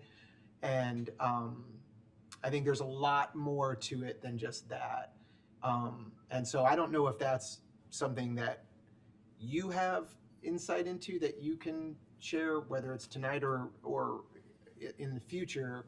But I think of things like, if we are creating a culture where there is more non-motorized mobility, then the wear on the roads is less, and so the cost of that is like, those types of things that I think are hard to, aren't always top of mind in terms of cost savings, or what does the value of a home that's near a bike path or in a city that, or a village that has that, how are EAVs impacted? Those kinds of things that I think are important to look beyond just simply that this is providing me a way to get from here to there and I further would ask that, and maybe the council too, we keep referring this to bike and ped, and it's more than that, it's mobility, right? So maybe we can just try to work that into our vernacular or whatever, because I feel like we're limiting it to that limits it. The last thing that I wanted to ask was, do you have a sense, so we just did a project on Main where we added bike lanes to it, right? I think 70% of the cost of that was covered by the state, correct? Yeah. Okay. And part of that, I think, requirement was that we include the bike lanes, or that was encouraged or part of the plan. Maybe I misunderstood that. The inclusion of those things, the pedestrian Yep. scale lighting, Yep. the bike lanes, was what allowed us to get the grant money, because there was money available for the active transportation improvements. Thank you. And so we connected those. Perfect. So that's the other side of this, because what none of us have said quite up here is how we're going to pay for some of this stuff. I think understanding what that world looks like in terms, I know there's SS for All, right? Safe Streets for All grants that have been going into communities. I think it was in the billions this year. So, that's going to be a factor for us too, and perhaps a motivation, and perhaps, some incentive for this kind of thing. So how do we, or how do communities gauge that, or what their expectations around that might be? In the sense of, we've got this great, all of these opportunities, how should we think about what might be available in terms of federal or state programs, county programs that can help us, offset or cover some of these costs. Within the implementation section of the plan that we're currently working on, we do, and much of this we have already discussed as far as, what I was gonna say is we do provide a range or an array of different ways this plan can be implemented through building improvements to intersections through your thoroughfare reconstruction program, for example.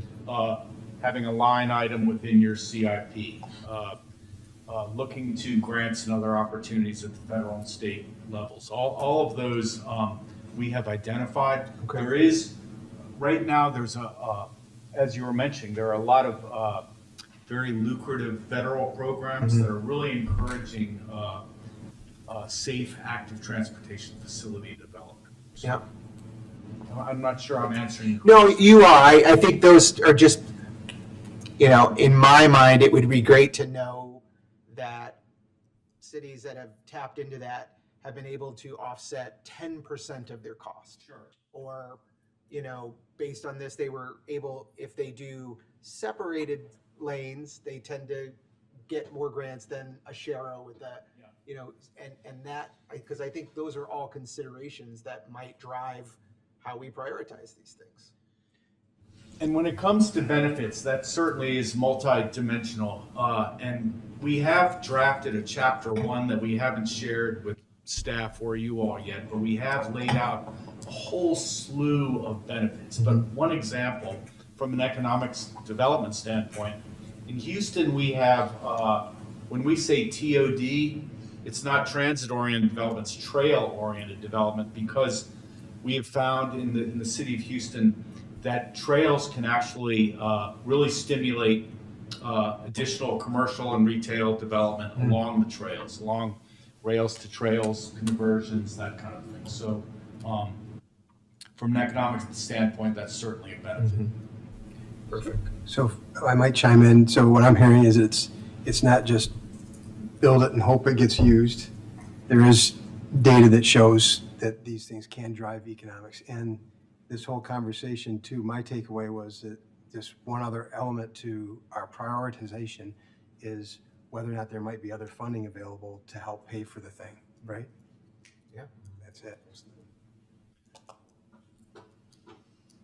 There's also something that your village manager informed us about that we actually didn't know, but there are now new requirements for what needs to be included in these active transportation plans. So we certainly need to structure or frame the plan around those key elements. And one more point I wanted to make, because I think the concept of character and the change of character has been discussed.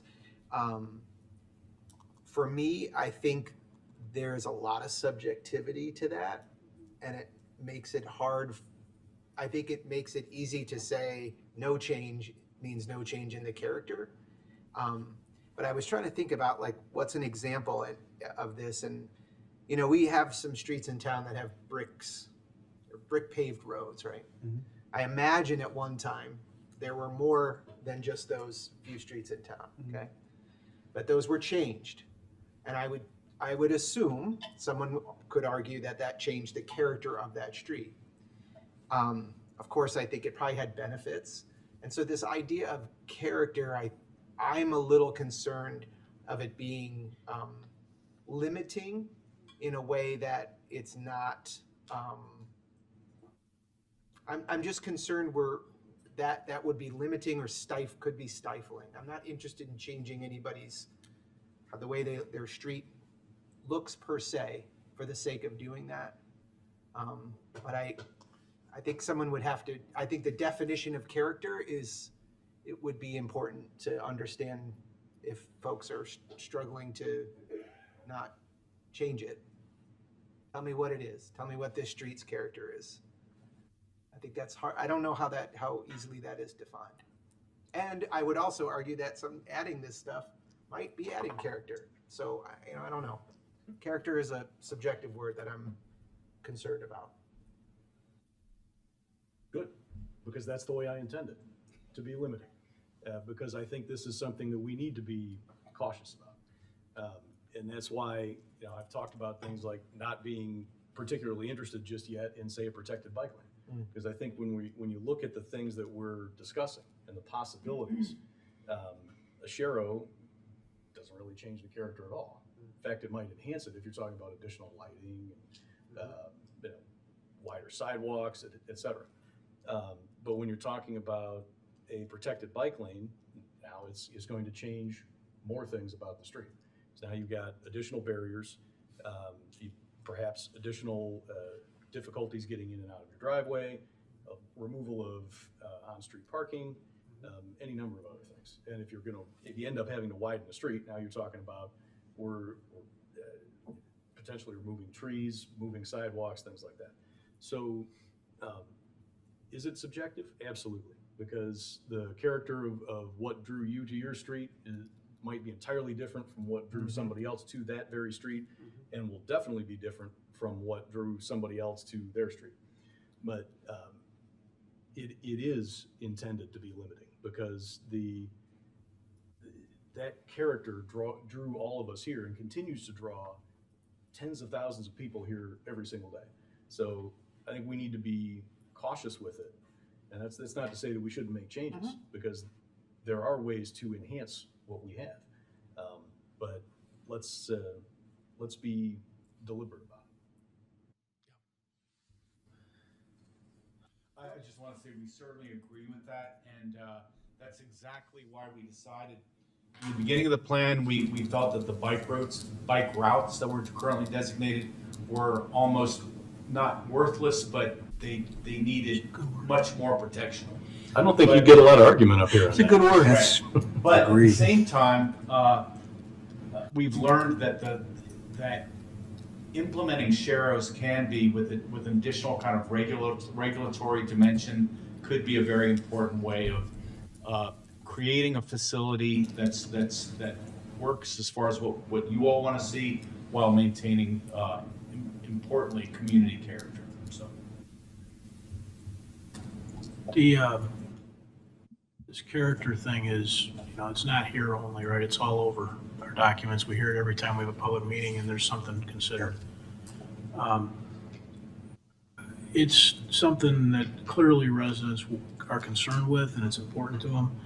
I would also say, though, that the character of Downers Grove for the person that buys either a house here or moves a business here in 2030 is a lot different than it was in 98 when I moved here. And it's a lot different than when you went to elementary school. And it's a lot different than somebody who, walks up to our microphone and says starts with 55-year resident of Downers Grove. That character thing is a little bit of a moving target. And I think sensitive to dramatic changes in the way people are able to enjoy their environment is appropriate.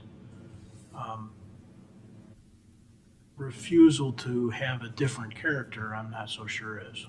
So probably a little hair splitting on lingo, but I mean, it is a thing, right? I mean, each one of us came to this town at a different point, which means the character that drew us here was a little different.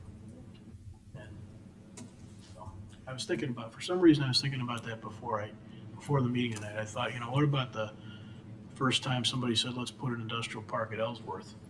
Or started, Gallagher and Henry showed up and the farm fields were all of a sudden going to be a whole lot different character. There's that. It's a change management thing, which requires sensitivity on our part and management, but I don't think it avoids it because there's a character change. 100%. 100%. So, I'm sorry, I just want to say, and that's why one of our key guiding principles that we developed in the beginning of this whole program was aesthetics, that these facilities have got to fit seamlessly into your community, because they could be here for an extremely long time, just like your street trees. So very important. Any other things? We're obviously going to be seeing all this again. Any other things for tonight that are important in helping on this next step? Dave, how do you feel about it? I just got three things here. One, talk about exceeding our expectation. This whiteboard of direction, to be honest, we had really no clue of what directions would go with these kind of questions. This exceeds my expectation of direction, so thank you to the council for doing this. This is very helpful. Just wanted to emphasize that staff sees that barrier crossing discussion as a very key component to the success of any implementable plan going forward. And we will work hard with Baxter and Woodman to get some specifics on what those might look like and what's possible in those areas. And the last point is just, man, it is great to be part of this innovative what's possible approach. Been doing this a long time, and this I think is truly groundbreaking. Driven by council, supported by staff, lead role with the consultant, and a lot of input from the community to get us here. Just proud to be a part of it. Aaron, Jackson, thank you guys. Yeah. Appreciate it. Thank you. Great work. We have another agenda item, but before we get to that, anyone from the audience want to comment on what they just listened to?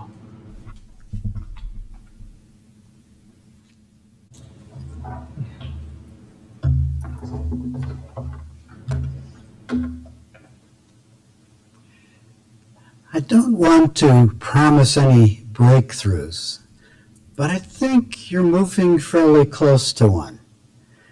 And I want to label it. I've been involved in strategic planning and design of complex systems and managing change for almost as long as I've lived in Downers Grove, which is not 55 years, but 50. But in those kinds of fields, there's a concept that's been growing, accelerating in the last couple of decades. And it's learning in action. And I think the seeds of that have been right here. Commissioner Davenport may have started it. I'm not sure how it started, but the skepticism of I want to see, should we go on the side, one street over? There's just been a number of pieces here that fit the idea of learning in action means taking something that we have to do anyway, a street or an area that's not working well now. Let's do an experiment there, a safe, cheap experiment that fits the framework. You have a framework, you have a good start on a framework. And if you can prioritize by picking a few low-hanging fruit that you can try out soon, cheaply, safely, it might adjust the framework a little bit. It'll begin to implement, and it'll take it out of the abstract, take it out of these discussions about what does the data show? And I don't know if I'd like it. We can make it happen for real on a small scale. And I think you're nearly in a position right now. It's very different than the tradition of strategic planning, which is we need the perfect data, we need the perfect plan, and then we can begin to, make the details and implementation. No, we can try stuff out, and I think you can. And I hope you'll pick on some. And I was, as Jackson was talking about Fairview Avenue, I was thinking, I wonder if Fairview might be one of those priorities where there are a few places in it we could try something out. There might be a few others too that out of practical reasons we could try them out soon and see what these things really mean in action before we have to make that whole grand strategic plan implemented. Anyway, that was my point. Another one I didn't plan. Anyone else?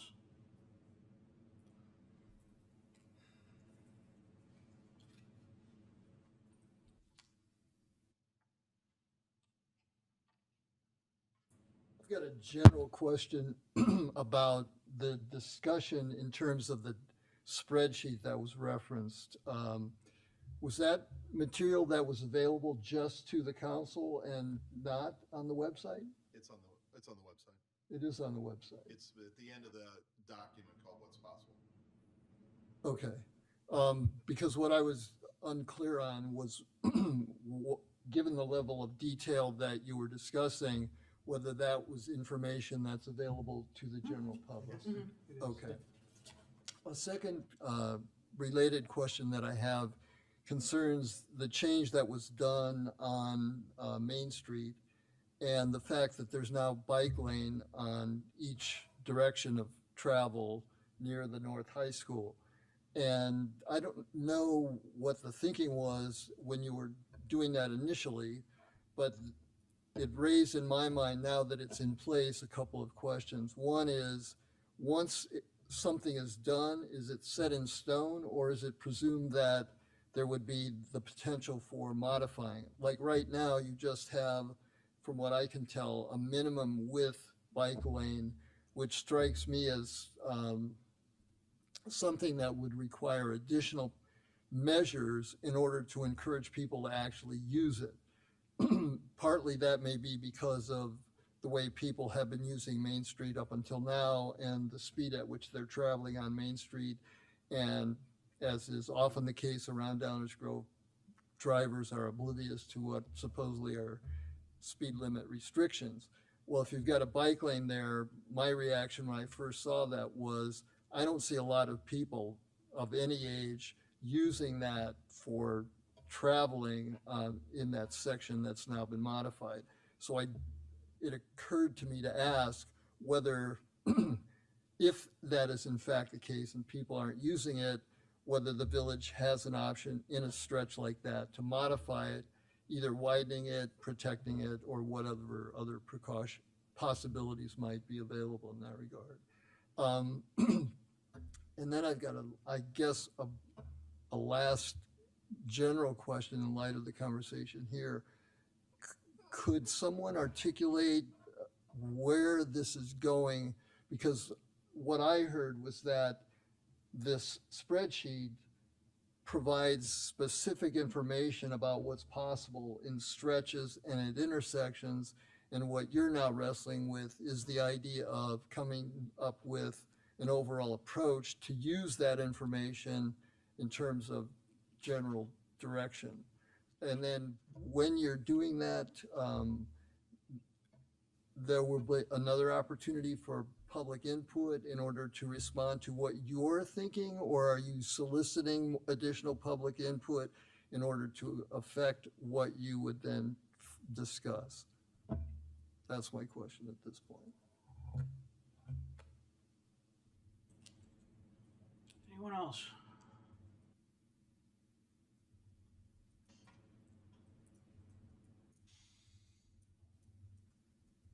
One overarching concern is a responsibility to the taxpayers. And not too long ago, the village spent a whole lot of money putting those bricks in to those streets to make them look historic. And now if you're thinking about ripping them out because they're not part of the culture, I mean, what a waste. So be careful about what your plans are. Main Street now has bike lanes. There are still only 2 bikes in the bike racks at the high school. I don't see anybody using the bike lanes. I think they're dangerous as they are. So whatever you're going to do with it in the future probably wasn't the best use of the space. You have talked about a safe zone downtown, but during the streetscape discussions, you've talked about finding every square inch that you can find to make the sidewalks wider, which would then make the streets narrower, and and parking spots are at a premium. So how all that's going to work together, I'm not sure, but it's certainly a concern. My own personal view is that you've already irreparably damaged Washington Street, so please leave it alone. I don't know what your one-off street is going to be for a north-south way, but we don't need more congestion and more confusion on Washington Street. And we don't live in Camelot. The plans always talk about eliminating need for parking, or and making pedestrian. I do think it's a pedestrian only plan. If it's not pedestrian only, it's pedestrian and bicycles only. because you're seriously not concerned about drivers or parkers, which has been demonstrated over the whole course of this year. But the people will not use bike lanes or sidewalks if they're not clear of snow. And people have said that and shown that on many of the streets where people do bike and ride and walk in the winter. They walk in the middle of the street because the sidewalks are not plowed. So this is all kind of silly if you're not going to have maintenance in the winter or bad weather. People don't ride, they're not going to ride their bikes in the rain. So the gung-ho pace to implement all this in a climate that has bad weather, and even in the summer it gets too hot, people go out. It's just mind-boggling to me, and I think that you ought to think about all of this before you spend a whole lot of taxpayer money putting in things that aren't going to be used. Thank you. Anyone else?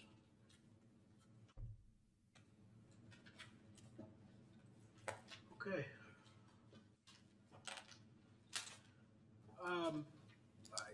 Just before we go on, I can't chase every thing that's said at our microphones, but if for some reason you're watching and you live on a brick street, nobody talked about ripping them out. I just don't know what to do with that. Let's move on now to long-range priority action items discussion. Thank you. And if I can ask some member of my team to help me out with the visuals here, I'll start with a little bit of background. We're talking about long-range plan priority action items. As part of our long-range plan update we did over the summer and into the early fall, we always go back and look at our priority action items and assess how we're doing and get further direction from the village council. Back in August, we talked about how we had a full gamut of priority action items. Thank you. And the direction at that point was to not start the remaining 3 that appeared on our original work list, which include an update, comprehensive update to our signed ordinance plan, potential changes in public tree planting practices and policies, and a potential private tree ordinance or set of regulations. Council directed at that time further, not only not to start on those, but to revisit it in December to see where we're at. We've been giving monthly updates for the most part at council meetings, so I'll just give a real quick update in a similar fashion. This is the Gantt chart format showing the projects in a general timeline for undertaking them. This is the comprehensive list. You can see the 3 at the bottom are the ones I just mentioned that we have not yet started. The ones above them associated with the yellow line are ones that were planned to start during the time frame preceding this, so early, starting in mid-2023. I am pleased to report that 5 priority action items have been fully completed, and they are shown on the screen. And we added one since the last update. The video gaming final decision has been made. This section of the presentation has changed quite a bit. You see a lot more yellow items on here. These are all related to schedule. First, a highlight of some that are on schedule with no issues. The Civic Center project got back on schedule. That is good. The Fairview Focus Area Plan and its implementation, including the rezoning, remains on schedule, as does the active transportation plan that we just talked about with great direction from the council. Reviewing DEI practices is just how we roll. It's embedded in the staff level DNA. We'll continue to do that. And the lead service line replacement plan is on schedule. The Meadowbrook project, which we made progress on tonight with council discussion, is moving ahead, and it's just significantly behind the original schedule. Perhaps we should just update that schedule and recognize that it's on a different one now, and recognize we're going to keep working on that. The update to the comprehensive plan, the downtown streetscape plans, the environmental sustainability plan, those are all behind the original schedule that we had put together when we started the guiding DG. What I'm more concerned about, we made great progress tonight, by the way. That was very helpful. On a couple of those, we not only were a little bit behind to significantly behind. We seem to be falling a little further behind. Rest assured, your staff is working on ways to get us to move more quickly and yet still get direction from the council that we need. We'll continue to move at the pace of the council. We've talked to each of the council individually about that. This is all just background information to help with the council discussion of what should we do with those 3 remaining action items. From the staff perspective, I think we've reached organizational capacity challenges, things like why we started the meet at 6 o'clock tonight. There's just a lot going on, and these are some big projects. So we continue to recommend that we focus on the projects that we already have underway, put all of our efforts behind those, and try to get especially those guiding DG projects as far along as we can under the current council. With that, we're happy to answer any questions the council may have. Thanks, Dave. So it's an open question. We said we were going to revisit this, and that's what we're doing. Anyone got any opinions or things they want to throw in the hopper for consideration? We have to give a little direction here. Mike? Sure. I think we need to listen to what staff's recommending, and the sign ordinance amendments, the tree planting practices and the tree regulations are something that probably are going to be best taken up in a new LRP session in this coming summer. And I think that some of the work that we've been doing and hearing about almost guarantees that, I think I mentioned signs tonight. I did mention, and we all mentioned trees. So I think it's inevitable that we're going to get to those things. Obviously, it was great to be so ambitious and try to get done as much as we could. So I've made the confession privately. I'll make the confession publicly now that I was always skeptical whether or not we could really get through all of this, right? And I'm really glad that we've tried. But at this point, I do think we've met the organizational capacity, and it would behoove us to focus on what's on the table right now. Yeah, I agree with Commissioner Davenport, and there's a lot of our fellow commissioners kind of alluded to when we talked about this. This was a lot to take on, and I think we're all feeling it. And I agree that these 3 items can be taken up at a later date, and let's move forward with what we got on our plate now. Martin? Thank you, Mayor. I don't disagree. I just want to put a little more context around it. The fact that where we're at today, each of these 3 items aren't just tasks that we would need to take on that conceivably we could handle mostly in here with community input, of course, but all 3 of these things are matters that significantly impact the community, everybody in the community. These are not even neighborhood scale issues. These are community scale issues. And we've heard an awful lot lately about moving too fast on things without community input. I think it would be irresponsible to try to get going in any of these, given the level of community input and education that would be required. Sign ordinance itself, the last time we did it, took almost 2 years. Now, does that mean when we have the opportunity, we can't lay the groundwork for some of this so that we can dive into it when we're ready? Absolutely. I know staff will do that if they have the ability to. If they don't, they don't. But so I'm not suggesting that nothing be done if the time is available between now and the summer. But I just don't see it. Thank you, Mayor. I agree with everything that's been said, and I might even take it another half step or full step further. I think given the library meeting that we've got coming up on January 2nd, we should probably schedule another check-in on this, because I think depending on whether that referendum question is going to go forward, we might have an awful lot of other stuff to do in terms of trying to help educate people. I don't think you just put a question on the ballot and expect that other people are going to do the heavy lifting. So, Dave, could you flip back to the greens and yellows for me? Even without that question, I would be interested in talking about, is there anything that we might consider putting an additional pause on in order to get other things done? not anything new, but what's on this list. Because I'm of the opinion I'd rather get 80%, I'd rather get 100% of 3 things done than 80% of 4 things done. But one guy's opinion. Yeah, I agree that we shouldn't take any of those additional 3 things on. But I think we're far enough into all of the things that are yellow now that we kind of just have to move forward and accept that we might be a little bit behind, but I'm comfortable with that. But I think we should just keep moving forward on what's up here and hope that we can tackle some of those other future things at a later date. Chris? Yeah, I guess a question, if we do agree to hold on the 3 items, do we feel confident that these 4 that are in yellow will be complete before the next council is seated? We're caught up, I guess. I don't think so. So the update to the comprehensive plan, House Levine has told us that will not, the fastest that could be done is June, July, fastest. So that one will go into the next council. The other ones, I think, still have a chance. It's going to be down to the wire.